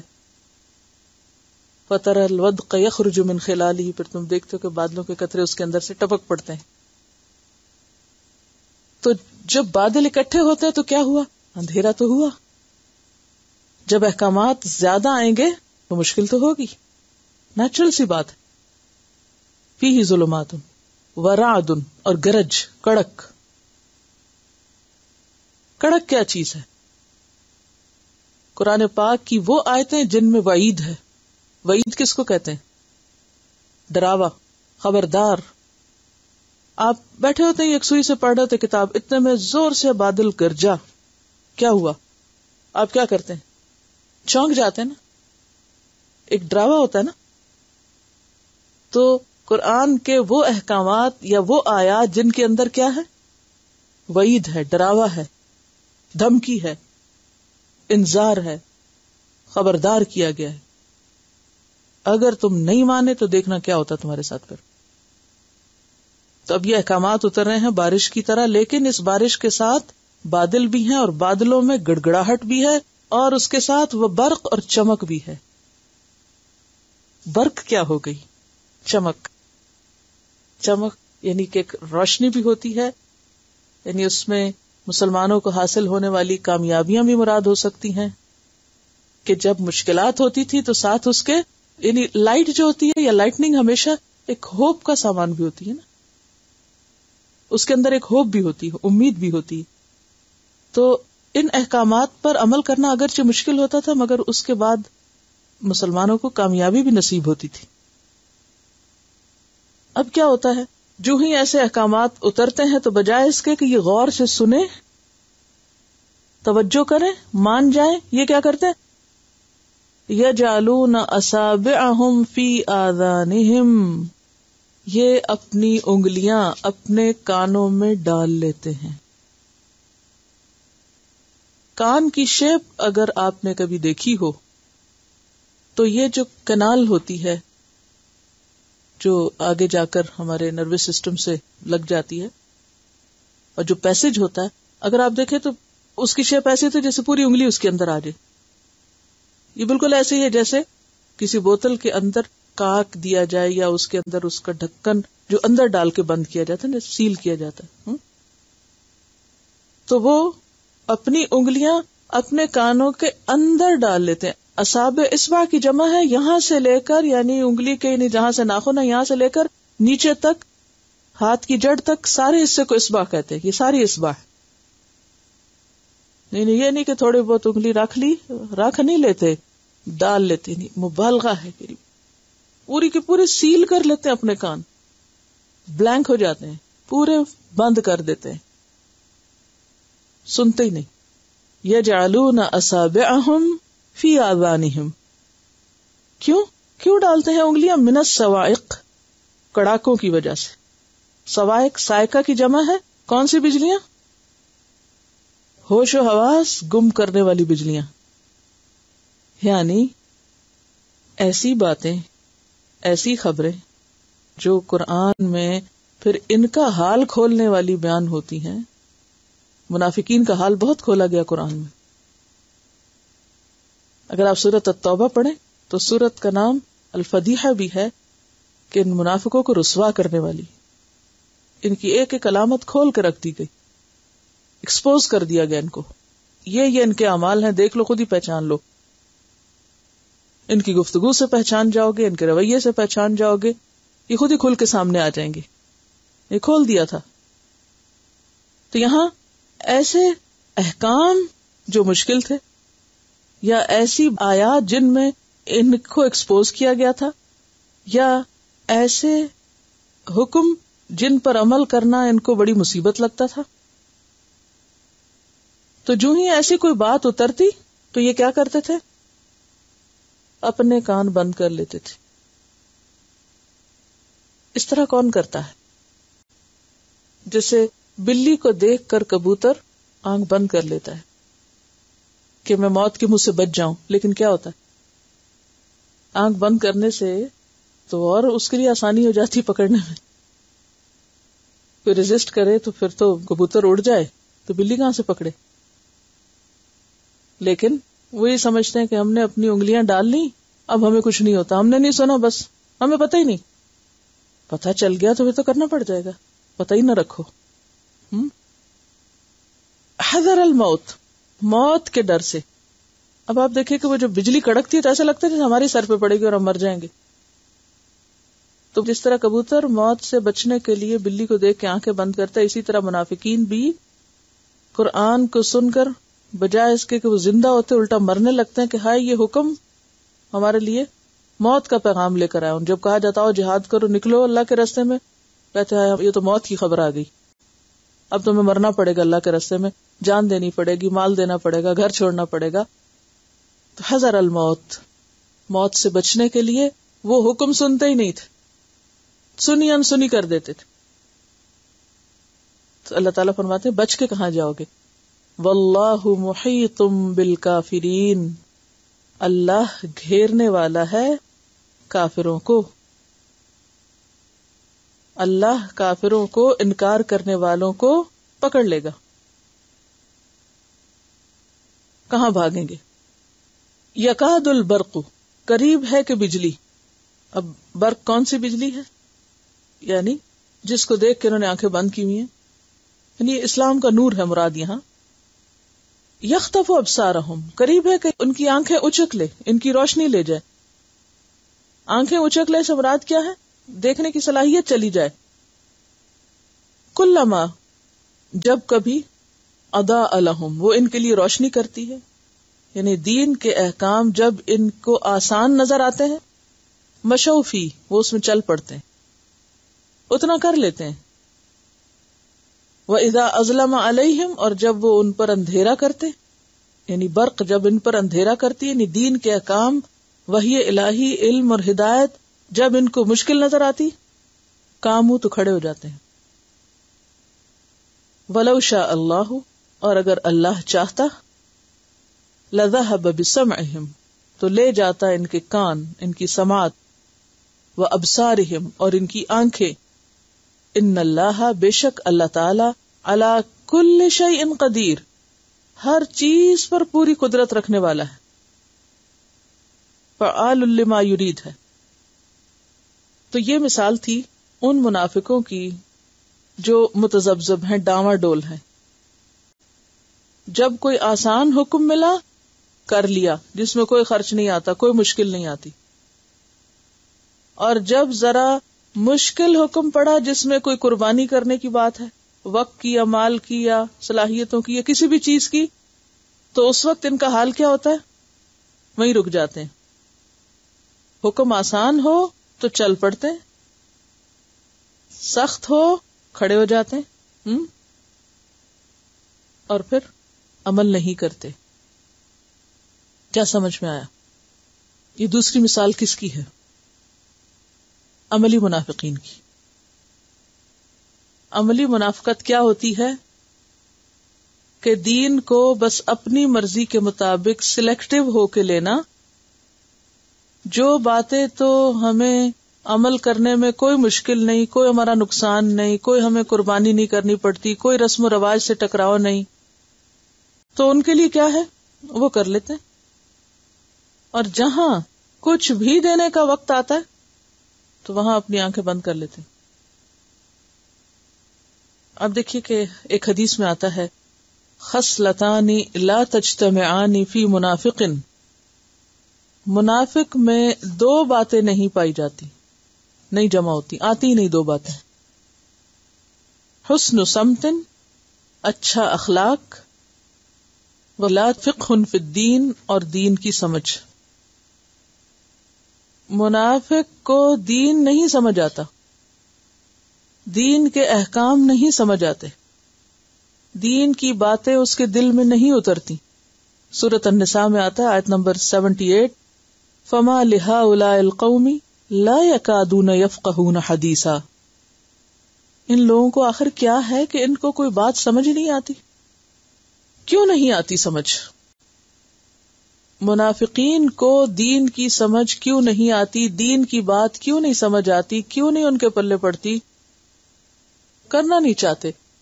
کل میں نے آپ کو برین کا وہ تھوڑا سا بتایا تھا کہ برین کے 3 پارٹس ہیں. اندر والے حصے میں ڈیزائرز ہیں، اوپر ایموشنز ہیں، اس کے اوپر لاجک، انٹلیکٹ وغیرہ ہے. ہمارا دل میسج بھیجتا ہے. آپ کو معلوم ہے کہ 40,000 نیورونز ہیں ہمارے دل کے اندر ہی، جو ایک طرح سے میموری کا کام کرتے ہیں. یعنی دل بھی سمجھنے سوچنے کا کام کرتا ہے. سب سے پہلے خیال اٹھتا ہی دل سے ہے، دل سے اٹھتا ہے. اب جو کچھ ہمارے دل میں ہوتا ہے نا، وہی ہم کرنا چاہتے ہیں. اب وہ جب جاتا ہے اوپر تو وہ دماغ کے کسی ایک حصے کو سلیکٹ کرتا ہے کہ کیا کرنا ہے. اگر ڈیزائرز کی کثرت ہے تو پھر اس کے مطابق دماغ کام کرتا ہے، یعنی ہم اپنی خواہشات پوری کرنے میں لگ جاتے ہیں. یا پھر ایموشنز کا غلبہ ہے دل میں تو وہ اسی حصے کو سلیکٹ کر کے تو ہم اپنے جذباتی ہو جاتے ہیں، اور جذبات کا غلط یا درست جو بھی استعمال کرنا. یا پھر ہم کچھ سوچ سمجھ سے کام لیتے ہیں تو پھر ہم اپنے عقل کو استعمال کرتے ہیں اور پھر اس کے مطابق کام کرتے ہیں، وہ رویہ اختیار کرتے ہیں. خواہشات کا ہم پہ غلبہ ہے تو انہوں نے ہماری دیکھنے کی صلاحیت کو، سننے کی صلاحیت کو سن کے بھی نہیں سنتے. مثلاً خواہشات میں کیا کیا آتا ہے؟ کھانا، پینا، سیکس، اسی طرح سونا، اسی قسم کی اور جو خواہشات ہیں انسان کی. اور بھی بہت سی خواہشات ہو سکتی ہیں، دولت، فلاں چیز مجھے مل جائے، ایسا گھر ہو، ایسے کپڑے ہوں، ایسی گاڑی ہو، ایسا بزنس ہو، ایسا فلاں. وہ سارا وقت انہی چیزوں کا غلبہ ہے، وہی سوچتے رہتے ہیں. اب آپ دیکھیں کہ جب ان چیزوں کا غلبہ ہو دل پر تو پھر کام بھی اس کے مطابق ہوں گے. پھر انسان کے پاؤں کدھر چل کے جائیں گے؟ کدھر چلیں گے آپ؟ خواہشات کی تکمیل کے لیے آپ کے جسم کی طاقت، آپ کا وقت، آپ کا مال، آپ کی ساری چیز اس کے پیچھے لگ جائے گا. کچھ لوگ صرف خواہشات پوری کرنے کو جیتے ہیں، اور یہ بالکل رویہ کیسا ہے؟ جیسے جانوروں کا. جانوروں کی زندگی میں کوئی اعلیٰ مقصد نہیں ہوتا. ان کی کیا خواہش ہوتی؟ کھائیں پیئیں، ہر وقت کھاتے رہتے ہیں. ان کو کوئی ٹائم فکس ہوتا ہے کھانے، ہر وقت کھاتے ہیں. جو مل جائے، جب مل جائے کھانا شروع ہو جاتے ہیں. کھڑے ہو کے کھا رہے ہیں، بیٹھ کے کھا رہے ہیں، دائیں ہاتھ سے کھا رہے ہیں، بائیں سے کھا رہے ہیں، اس سے کوئی فرق نہیں پڑتا. کوئی ادب آداب نہیں کھانے میں، بس کھا رہے ہیں.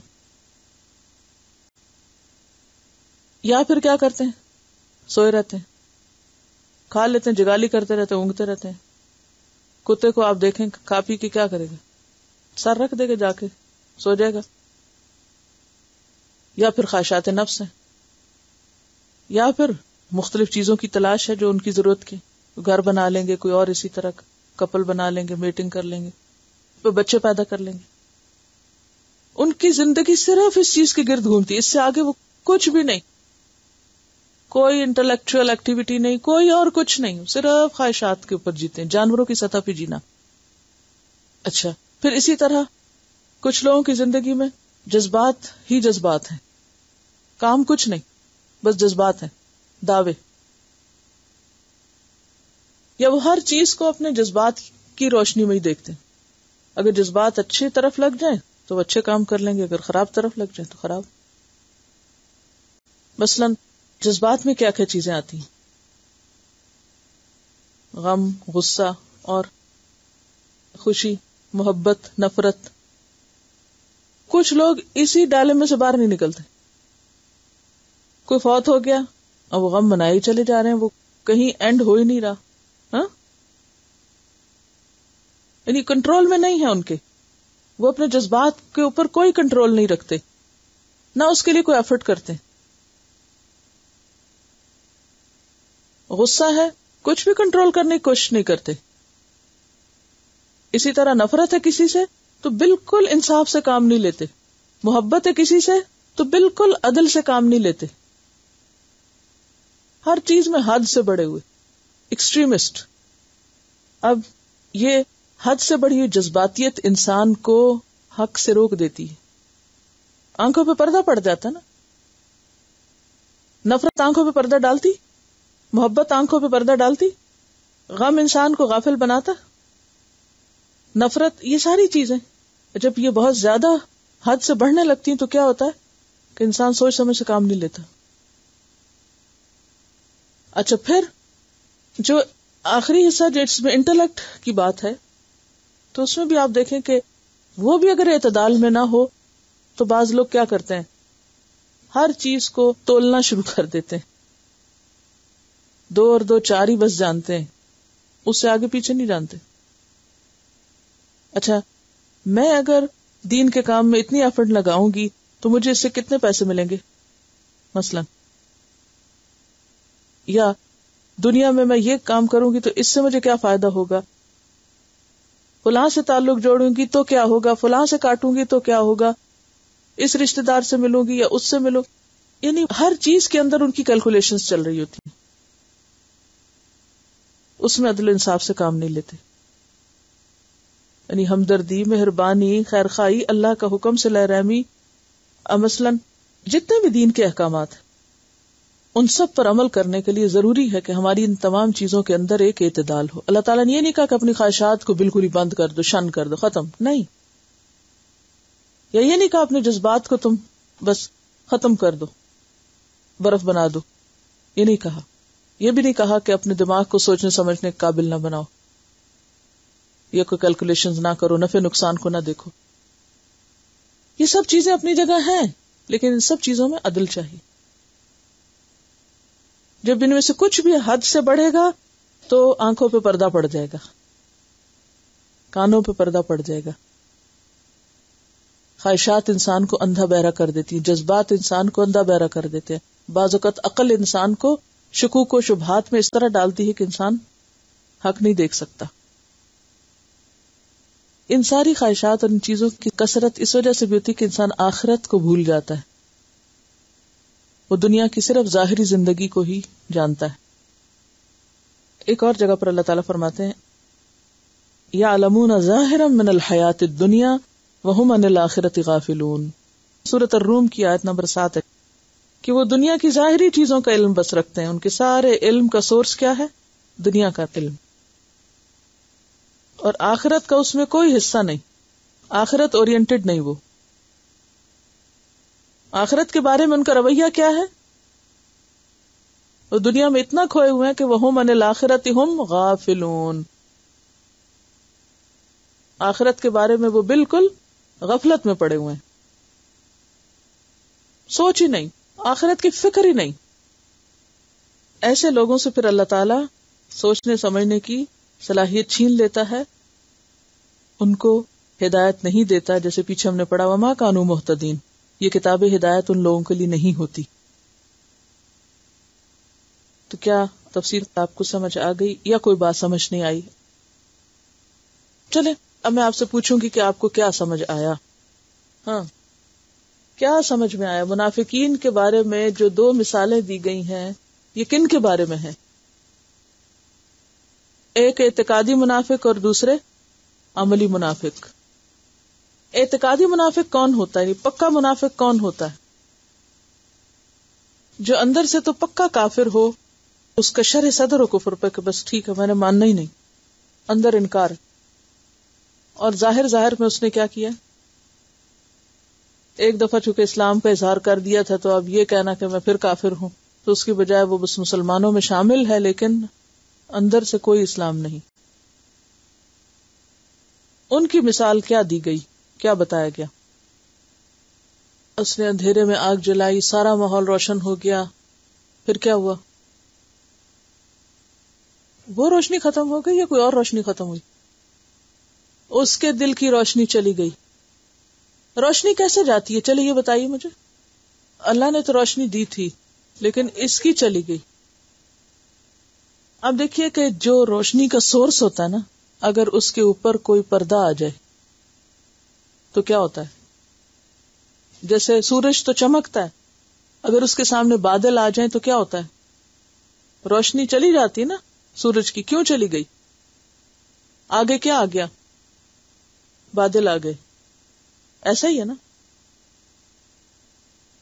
منافقین کے دل میں ہدایت کی پہچان کی جو صلاحیت اللہ نے رکھی تھی اس کے آگے بادل آ گئے، پردہ آ گیا. کس چیز کا؟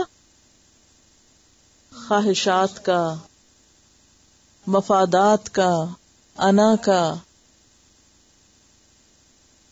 سمجھ گئے؟ کلیئر؟ بالکل واضح بات یا نہیں؟ اب آپ دیکھیے کہ نبی صلی اللہ علیہ وسلم مدینہ میں پہنچے ہیں، اسلام کی بات بتا رہے ہیں، مدینہ روشن ہو گیا. اور جیسے ایک صحابی کہتے ہیں نا کہ وہ دن سب سے روشن دن تھا مدینہ کا جب آپ صلی اللہ علیہ وسلم مدینہ میں تشریف لائے، اور وہ دن مدینہ کا سب سے اندھیرا دن تھا جس دن آپ صلی اللہ علیہ وسلم فوت ہوئے تھے. آپ کے آنے سے مدینہ روشن ہو گیا، روشن ہو گیا. لوگوں میں ایکسائٹمنٹ تھی، مسلمان ہو گئے. کچھ تو سوچ سمجھ کے ہوئے اور کچھ دیکھا دیکھی ہو گئے. اب روز روز احکام آنے لگ گئے، یہ کرو یہ نہ کرو، یہ کرو یہ نہ کرو، نماز پڑھو، زکوٰۃ دو، حج کرو، اور بہت سی چیزیں آنے لگ گئی. کچھ لوگوں نے تو اس کو کیا لیا؟ خوشی سے لیتے تھے، لیتے گئے، کوئی بات نہیں. جنگیں آ گئی، جہاد میں بلایا گیا، لبیک کہا، سب کچھ چھوڑا، نکلے، گھر بار لوٹائے.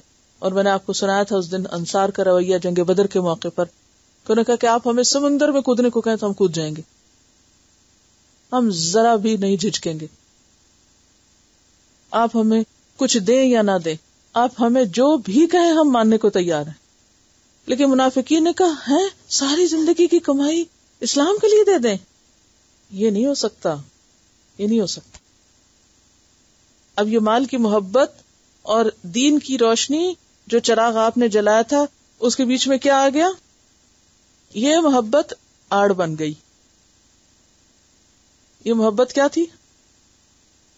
آڑ بن گئی. نہیں، مال ہے، اسلام کے راستے میں قربان کر دیں، جان دے دیں، گھر چھوڑ دیں. نہیں، یہ نہیں ہو سکتا. اب جب دنیا کی ایسی محبت اور دنیا کے ظاہری چیزوں کے جب انہوں نے کیلکولیشنز کی کہ ہمیں اسلام کے لیے یہ اور یہ دینا پڑے گا، ہم اس کے لیے تیار نہیں. نتیجہ کیا ہوا؟ اللہ نے توفیق چھین لی، پردہ آ گیا نا بیچ میں. اب کیا ہو رہا ہے؟ اسلام کی بارش برس رہی ہے روز روز، جو اچھی زمین ہے اس سے خوب ہریالی اگ رہی ہے، جن کے اندر اچھا ایمان ہے وہ خوب پنپ رہے ہیں، خوب فائدہ اٹھا رہے ہیں. ہاں، ایک چمک رہا ہے ہیرا بن کے، جو صحابہ کرام ہے مخلص. اور اس کے برعکس جو منافق ہیں، جو کچھ دینے پہ راضی نہیں ہوئے، قربانی کرنے پہ راضی نہیں ہوئے، اپنے آباء و اجداد کے رسم و رواج چھوڑنے پہ تیار نہیں ہوئے، اپنی مرضی اپنی خواہش قربان نہ کر سکے، ان کے ساتھ کیا ہوا؟ یہ ساری چیزیں ایک کے بعد ایک رکاوٹ بن گئی. نتیجہ کیا ہوا؟ بارش تو برس رہی ہے، یہ محروم ہے. اب ہم ان آیتوں کو سنیں گے، پھر ذرا آپ ان کو دیکھیں کہ کیا سمجھ میں آیا آپ کو. ہے ان کا تو نور بجھ چکا ہے، ان کے اندر تو کوئی بھی امکان باقی نہیں کہ اب یہ کچھ پا سکیں.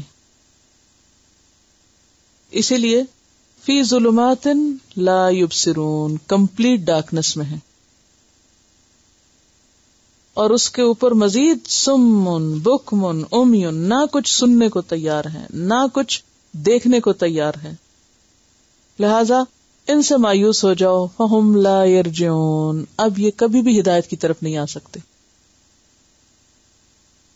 یعنی جو شخص ایک دفعہ ہدایت کو دیکھ لے، جان لے، اور پھر اس کے بعد اس کو رد کر دے، اب تو اس کی انا اور بھی زیادہ بھڑک اٹھی. اب وہ نہیں قبول کرے گا، کیونکہ اب اس کی انا کا مسئلہ ہو گیا، اب نہیں مانے گا. لیکن دوسرا گروہ جو بیچ بیچ میں ہے، وہ اسلام کے حکم آنے پر ڈرتا بھی ہے اور کبھی اپنے کان بند کر لیتا ہے. لیکن جب کبھی کوئی اسلام کو کامیابی حاصل ہوتی ہے، کوئی اسلام میں آنے کا فائدہ نظر آتا ہے یا کوئی آسان حکم لگتا ہے تو وہ چل بھی پڑتے ہیں، کچھ عمل بھی کر لیتے ہیں. یعنی متذبذب ہیں. کلما اضاء لهم مشوا فی، کان تو ان کے بھی بند ہیں لیکن آنکھیں کچھ دیکھتی ہیں. یعنی انہوں نے انگلیاں ڈالی ہوئی ہیں کانوں میں، لیکن آنکھیں کچھ دیکھتی ہیں. ذرا سی کوئی اسلام کو کامیابی ہوتی ہے تو یہ کیا کرتے ہیں؟ آگے چل پڑتے ہیں. اور جب اندھیرا آتا ہے، سخت مشکل آتی ہے، تو وہیں کھڑے ہو جاتے ہیں. اللہ نے ان سے مہلت چھینی نہیں. ابھی اللہ چاہتا تو ان کے کان آنکھیں سب لے جاتا، لیکن ان کے پاس پلٹنے کا وقت ابھی بھی ہے. اگر یہ تھوڑا ایمان کا ثبوت دیں، ان کا ایمان مضبوط ہو جائے تو شاید یہ ہدایت کی طرف آ بھی جائیں. ان کے بارے میں یہ نہیں کہا کہ یہ لا یبصرون اور لا یرجعون، یہ نہیں ہے، بلکہ لو شاء اللہ لذهب بسمعهم وابصارهم. اللہ نے ان کے کان اور آنکھیں لی نہیں. اوپر تو کیا تھا؟ ذهب اللہ بنورهم، ان کا نور تو اللہ نے لے لیا. نور سے مراد وہاں ان کی صلاحیت ہے سمجھنے کی، لے لی. یہاں کیا ہے؟ اللہ نے لی نہیں، چاہے تو لے لے. لیکن لی نہیں. اگرچہ وہ لے سکتا ہے، کچھ ڈھیل دی ہوئی ہے. اب آپ دیکھیں کہ وَمِنَ النَّاسِ مَن يَقُولُ کی جب بات ہوتی ہے کہ لوگوں میں بہت سے ایسے ہیں جو کہتے تو ہیں لیکن اصل میں ایمان کوئی نہیں، ان کے اندر کچھ منافقانہ صفات ہیں. اب ضرورت کس بات کی ہے کہ وہ کیا کریں؟ ایک ایک کر کے ان چیزوں کو چھوڑتے چلے جائیں اور سچے مومن بن جائیں، متقی بن جائیں اور اس ہدایت کو قبول کر لیں. حکم آسان ہو یا مشکل ہو اس کو سنیں اور مان جائیں، اللہ کے راستے میں قربانی کرنے والے بنے، تو ایسے لوگ کامیاب ہو سکتے ہیں. ان کا سوال بہت اچھا ہے. یہ آیت نمبر 19 کے آخر میں آ رہا نا واللہ محیط بالکافرین. تو ان کا سوال یہ کہ بات تو منافقین کی ہو رہی ہے لیکن یہاں کافرین کیوں کہا گیا ہے؟ ٹھیک ہے، تو یاد رکھیے کہ کفر کا لفظی معنی تو انکار کرنا ہے، لیکن کفر دو طرح سے ہوتا ہے، ایک دل سے اور زبان سے اور دوسرا اعضاء سے. دل اور زبان سے جو کفر ہوتا ہے وہ اعتقادی کفر ہوتا ہے، اور اعضاء سے جو کفر ہے وہ عملی کفر ہے. ٹھیک ہے، اعتقادی کفر کفر اکبر کہلاتا ہے، یعنی بڑا کفر، اور عملی کفر کفر اصغر کہلاتا ہے، چھوٹا کفر. وہ جب ہم نے کفر کی بات پڑھی تھی نا ان الذین کفروا، تو وہ کفر اکبر کی بات پڑھی تھی جس میں کفر تکذیب تھا، جھٹلانا، کفر کتمان تھا، چھپانا حق کو، کفر تکبر تھا، کفر نفاق. اب آپ دیکھیے کہ جب کوئی شخص ضد کی وجہ سے جھٹلاتا ہے تو وہ تکذیب ہوتی ہے. جان بوجھ کے حق کو چھپائے جیسے اہل کتاب تو یہ کفر کتمان ہوتا ہے. تکبر جیسے ابلیس اور فرعون کا تھا، اناد کی وجہ سے، ضد کی وجہ سے. پھر نفاق، دکھاوے کے لیے اسلام لانا جیسے عبداللہ بن ابی وغیرہ تھے. تو یہاں پر جو کافرین ہیں اس سے مراد پھر کون ہوئے؟ کفر اصغر کا ارتکاب کرنے والے، یعنی عملی انکار کرنے والے، یعنی زبان سے مانتے ہیں، دل سے بھی کچھ کچھ مانتے ہیں، لیکن جو ہی اسلام کا کوئی حکم ان کو مشکل لگتا ہے تو وہاں وہ کہتے ہیں یہ نہیں ہم کر سکتے، باقی سب کریں گے، یہ نہیں کر سکتے، یہ نہیں ہو سکتا، یہ ہمارے لیے بہت مشکل ہے، یہ امپاسبل ہے، یہ اس ماحول میں نہیں ہو سکتا، یہ اس معاشرے میں نہیں ہو سکتا، یہ یہاں نہیں ہو سکتا، یہ وہاں نہیں ہو سکتا. تو یہ بھی انکار کی قسم ہے. جیسے اس میں وہ مثال بھی آتی ہے نا من ترک الصلاۃ فقد کفر، جس نے جان بوجھ کے نماز چھوڑ دی اس نے کیا کیا؟ تو یہ کون سا کفر ہے؟ پھر عملی کفر ہے، اعتقادی نہیں. اس کو پتہ نماز فرض ہے، وہ کہتا ہے کہ نماز پڑھنی چاہیے لیکن خود نہیں پڑھ رہا، تو یہ عملی کفر کا ارتکاب کیا. تو یہ جو عملی منافق ہیں یہ مشکل احکام کو سن کر بس یوں لگتا ہے جیسے مرنے لگے، حذر الموت، موت آ گئی ان پر.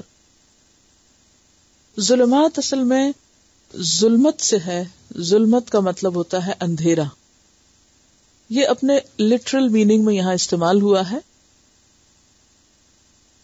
لیکن مراد کانٹیکسٹ میں اس سے کیا ہے؟ پہلی آیت میں ان کا جو اندھیرا ہے وہ لا علمی کا، منافقت کا، دین سے دوری کا اور ان کے رویے کا، یا پھر خواہشات کا اندھیرا کہہ سکتے ہیں آپ. ان کی جو دنیاوی خواہشات ہیں، ڈیزائرز ہیں، ان کے جو مفادات ہیں، یہ سارے ان کے لیے کیا بن گئے؟ ان کی جو اندر خیر تھی اس سب کو چھپانے والے بن گئے. جیسے میں نے بادلوں سے مثال دی تھی نا کہ سورج تو ہے لیکن کیا رکاوٹ ہو گئی؟ بادل آ گئے. تو اسی طرح دل میں ایمان کا نور اٹھا تھا، مسلمان ہوئے تھے وہ، لیکن کیا ہوا؟ یہ ساری چیزیں آگے رکاوٹ بن گئی. نتیجہ کیا ہوا؟ خیر ایک جگہ رہ گئی اور یہ ایک جگہ رہ گئے، یہ خیر نہ پا سکے. لا یبصرون، خیر ہے انہیں نہیں نظر آتی کیونکہ ان کی آنکھوں پہ پردہ پڑا ہوا ہے. کس چیز کا پردہ پڑا ہوا ہے؟ خواہشات کا پردہ، دنیا کی محبت کا پردہ، منافقت کا پردہ. اور وہ جو منافقانہ صفات تھی نا، جھوٹ اور دھوکہ اور فریب اور یہ سب چیزیں بھی سیاہ نقطہ پھیلتا جاتا ہے نا. یکاد البرق یخطف ابصارہم، قریب ہے کہ بجلی ان کی آنکھوں کو چندھیا دے، ان کی آنکھیں اچک لے، یعنی ان کی سیکھنے کی سمجھنے کی صلاحیت جو ہے وہ چھین لے. اب دیکھیے کہ ایک ہی روشنی میں دو مختلف طرح کے اثرات ہیں وہ ہو سکتے ہیں. مثلا جب لائٹ آپ کے پیچھے سے آ رہی ہو تو آپ بہتر طور پہ دیکھ سکتے ہیں، اور لائٹ اگر آپ کے سامنے، آپ اس کے اپوزٹ جا رہے ہوں تو کیا ہوتا ہے؟ آپ کی آنکھیں چندھیاتی ہیں نا. جب یہ اسلام کا ساتھ دیتے ہیں تو پھر کیا ہوتا ہے؟ وہ ان کے لیے فائدے کی چیز ہوتی، اس کے فالوورز بنتے. ٹھیک ہے نا. اور جب یہ اپوزیشن کا شکار ہوتے ہیں، سامنے سے آنے والی لائٹ بن جاتی ہے وہ، تو پھر اس سے ان کو فائدہ ہونے کی بجائے ان کی آنکھوں کا نور جا سکتا ہے. پھر ان کو اس دین میں خیر نہیں نظر آتی، یعنی اندر کی بصیرت چلی جاتی ہے نا. پھر تو ہم سب کو اپنے اپنے بارے میں ضرور ہی سوچنا چاہیے کہ کہیں ہمارے اندر تو کوئی ایسی منافقت کی بات نہیں. اپنا جائزہ ہم کس طرح لے سکتے ہیں؟ مثلا ایک تو وہ جو کل لسٹ بنائی تھی آپ نے، ان میں دیکھیے کہ کون کون سی چیزیں آپ کے اندر ہیں. دوسری بات جو آج کے سبق سے ہمیں پتہ چلتی ہے کہ اسلام اگرچہ بارش کی طرح زمین کے لیے سراسر خیر و بھلائی کا سبب ہے، حتیٰ کہ اس کے اندر جو چمک ہے اور گرج ہے وہ بھی فائدے کی چیزیں. آپ کو معلوم ہے نا کہ یہ ہماری جو زمین اگاتی ہے اس کو اگانے میں نائٹروجن چاہیے ہوتی ہے. وہ کس سے بنتی ہے؟ یہ بجلیوں کے چمکنے سے فضا میں. ٹھیک ہے نا. تو اس میں بھی خیر ہے. یہ جو بجلی کا چمکنا بارش کے وقت یا بادلوں کا گڑگڑانا جو ہے، یہ بھی کوئی بیکار کی چیزیں نہیں ہیں. تو دین کے رستے میں اگر کچھ آزمائشیں یا مشکلات آتی ہیں تو وہ بھی ہمارے کسی نہ کسی فائدے کی ہوتی ہیں. جو شخص یہ کہے کہ میں صرف دین پر اس وقت تک چلوں گا جب تک میرے راستے میں کوئی رکاوٹ نہ آئے، اور اگر رکاوٹ آئی تو میں چھوڑ دوں گا، تو ایسے شخص کیسے کامیاب ہو سکتا ہے؟ جو کہے بارش تو مجھے بہت اچھی لگتی ہے مگر بادل اچھے نہیں لگتے، یا یہ کہ بادلوں کی اندر گڑگڑاہٹ اچھی نہیں لگتی، یا میں اس کی جو چمک ہے وہ نہیں ٹھیک، ایسے شخص پر بارش کہاں سے پائے گا؟ اس کائنات کا ایک طریقہ ان مع العسر یسرا، تنگی کے ساتھ آسانی ہے.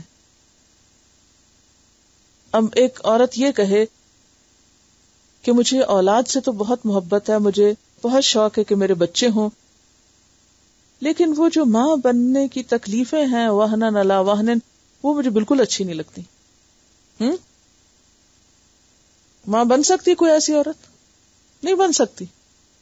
اسی طرح کوئی بھی کام آپ یہ کہیں کہ میں بہت شوق رکھتی ہوں کہ ہائیسٹ کوئی ڈگری حاصل کروں، لیکن مجھے پڑھنا بالکل اچھا نہیں لگتا، کیسے ہوگا؟ مجھے آپ داخل کر لیں مگر مجھ سے سبق نہ سنا کریں اور مجھ سے بالکل کسی ڈسپلن کا مطالبہ نہ کریں، کیسے آپ کو آئے گا؟ آپ میں سے وہ بچی یہاں بیٹھے ہوگی، مجھے بھول گئے وہ بچی کون تھی، تو وہ جب انٹرویوز ہو رہے تھے تو میں نے اس سے کہا کہ آپ کچھ اور کام تو نہیں کرتی؟ انہوں نے کہا کہ میں شاید کسی یونیورسٹی میں پڑھتی ہیں کچھ، یا کوئی کورس اور کر رہی ہیں. تو میں نے کہا آپ 2 کورس کیسے کریں گی؟ تو کہنے لگی کہ یہاں کے میں نوٹس لے لوں گی اور اس طرح مکمل کر لوں گی.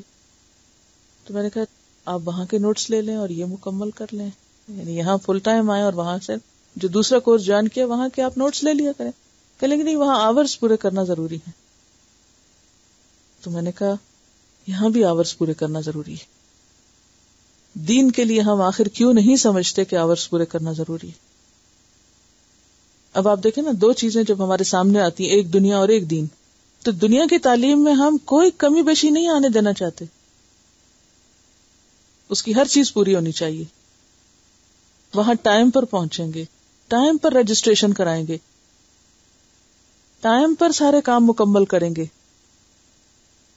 لیکن جہاں دین کی تعلیم حاصل کرنے کے لیے کوئی فارمیلٹی ہے تو وہ بس داخلہ لے لیں گے جب چاہیں گے, وہ تو انتظار میں بیٹھے ہوئے ہمارے. تو یہ تو شاید ہم پر احسان ہے آنا بھی لوگوں کا.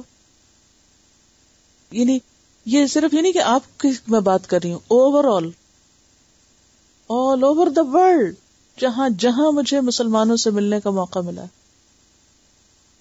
دین کے لیے نہ کوئی ڈسپلن, نہ کوئی محنت, نہ کوئی قربانی, نہ کوئی وہ محنت جو مطلوب ہے جتنی انہوں نے اپنی دنیا کی تعلیم کے لیے کی یا دنیا کمانے کے لیے کی, اس کی آدھی بھی دینے کو تیار نہیں. اللہ ماشاءاللہ جو کرتے ہیں پھر وہ ماشاءاللہ آگے بھی بہت نکل جاتے ہیں. لیکن مجموعی رجحان, اکثریت ہم مسلمانوں کا حال یہی ہے کہ ہم سمجھتے ہیں کہ دنیا کا امتحان پڑھے بغیر پاس نہیں کیا جا سکتا, لیکن آخرت کا امتحان کچھ کیے بغیر ہم پاس کر سکتے ہیں. یہ ہمارے عقیدے کی خرابی ہے. یہ کہاں سے ہم نے قرآن میں پڑھا؟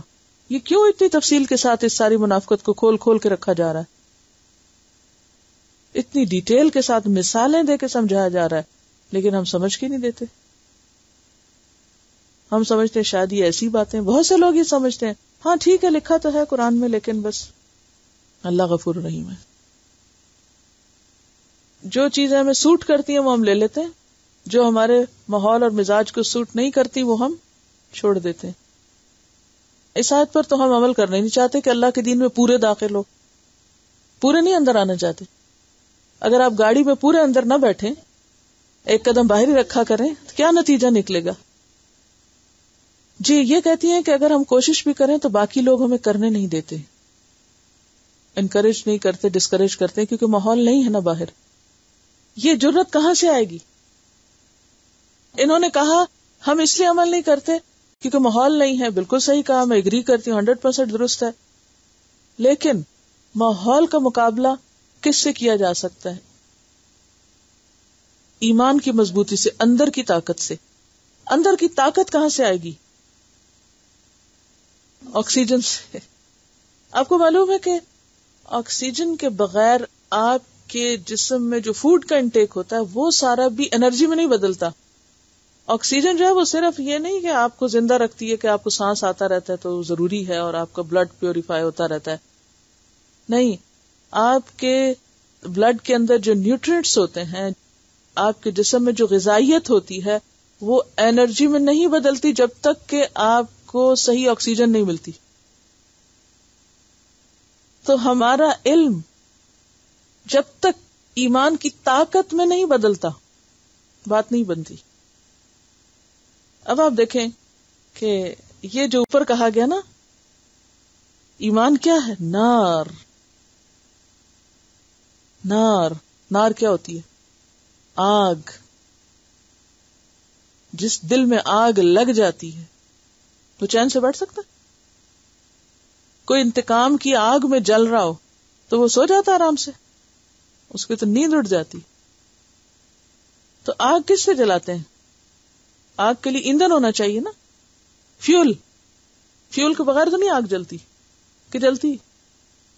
فیول کے بغیر گاڑی چلتی؟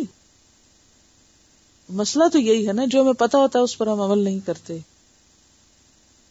کلما اضاء لهم مشوا فیہ, جو آسان ہے چل پڑے, ہاں ٹھیک ہے یہ کر لیں گے. وَإِذَا أَظْلَمَ عَلَيْهِ, مشکل آئی کام ہو وہیں کھڑے ہو گئے. بعض اوقات کرتے ہوئے پھر کانفیڈنس نہیں کہ ٹھیک ہے یا غلط ہے. اب آپ دیکھیے کہ کانفیڈنس کہاں سے آئے گا؟ ٹھیک اور غلط علم سے ہی آئے گا نا, صحیح سورسز سے اور اصل اوریجن سے آپ لیں اور پھر اس پر جم جائیں. اور پھر آپ دیکھیے کہ سب سے اہم بات یہ ہے کہ اس آیت کو ذرا آپ آخرت سے ریلیٹ کریں, پل صراط سے. آپ میں سے کسی نے سنا تھا روز قیامت کیا ہوگا؟ کچھ لوگوں نے سنا, بلکہ چارٹ بنا کے بھی لے آئے. پلیز اس کو سن لیجئے, یہ آپ کا ہوم ورک تھا. سمعنا و اطعنا یا سمعنا و عصینا. اطعنا، دیکھیے بہت ساری چیزیں جب آپ کو ہوم ورک کے طور پر ملتی ہیں تو وہ کرنی ہوتی ہیں آپ کو، اور اس میں آپ دیکھیے کہ ٹھیک ہے اگر ایک پورا ایٹ اسٹریچ نہیں سن سکے تو کچھ نہ کچھ حصہ، کیونکہ وہ ضروری ہے. وہ بالآخرت ہم یوقنون ہو نہیں سکتا جب تک کہ آخرت کا پتہ ہی نہیں کہ اس دن ہونا کیا ہے. کس پہ یقین کیے ہوئے ہیں؟ اس چیز پر یقین رکھے ہوئے جس کا پتہ ہی نہیں. تو پل صراط پر آپ کو معلوم ہے کیا ہوگا؟ مکمل بلیک آؤٹ ہو جائے گا. جب پل صراط کا مرحلہ ہوگا کمپلیٹ ڈارکنس ہوگی. یہ ظلمات کا لفظ یہاں پر آیا نا، اس کو مزید سمجھیے. مکمل ڈارکنس. اب ہر ایک کو الگ الگ روشنی ملے گی، ہر ایک کی روشنی الگ ہوگی. اور ہر ایک کے پاس کتنی روشنی ہوگی؟ جتنا اور جیسا اس کا عمل ہوگا. جیسا اس کا عمل ہوگا ویسی روشنی ہوگی. کسی کی روشنی تو دور دور تک بہت روشنی ہوگی اس کے پاس، کسی کی روشنی صرف اس کے قدموں تک ہوگی، کسی کی روشنی صرف اس کے انگوٹھے کے ناخن میں ہوگی. چھوٹی سی بیم، کبھی وہ بھی جلے گی کبھی بجھ جائے گی. یہ کن لوگوں کا حال ہوگا؟ ایسے ہی منافقوں کا حال ہوگا کہ جو دنیا میں آسان حکم آیا کر لیا، ذرا مشکل ہوئی رک گئے، تو جب وہ روشنی جلے گی تو وہ چلیں گے، جب وہ روشنی چلی جائے گی وہ وہیں کھڑے ہو جائیں گے. تو سفر کیسے کٹے گا؟ وہ بھی ایک طویل پل ہے، اس سے گزر کر ہی جنت یا جہنم. اور قرآن میں واضح طور پر آتا ہے وَإِن مِّنكُمْ إِلَّا وَارِدُهَا، تم میں سے ہر شخص اس سے گزرے گا. کوئی بھی جنت میں نہیں جا سکتا جب تک اس پل کے اوپر سے نہ گزرے. اور اس پل پر کمپلیٹ ڈارکنیس ہے، ہر ایک کے پاس صرف اپنی روشنی ہوگی، اپنی اپنی. اب آپ دیکھیے اگر روشنی بھی ہو اور اپنی آنکھوں کی نظر چلی جائے تو کیا ہوگا؟ تو کلما اضاء لهم مشوا فیہ واذا اظلم علیہم قاموا ولو شاء اللہ لذهب بسمعهم وابصارهم. یہ جو حرکتیں کر رہے ہیں جان بوجھ کے، اس کی سزا میں اللہ چاہتا تو ان کی ساری صلاحیتیں چھین لیتا.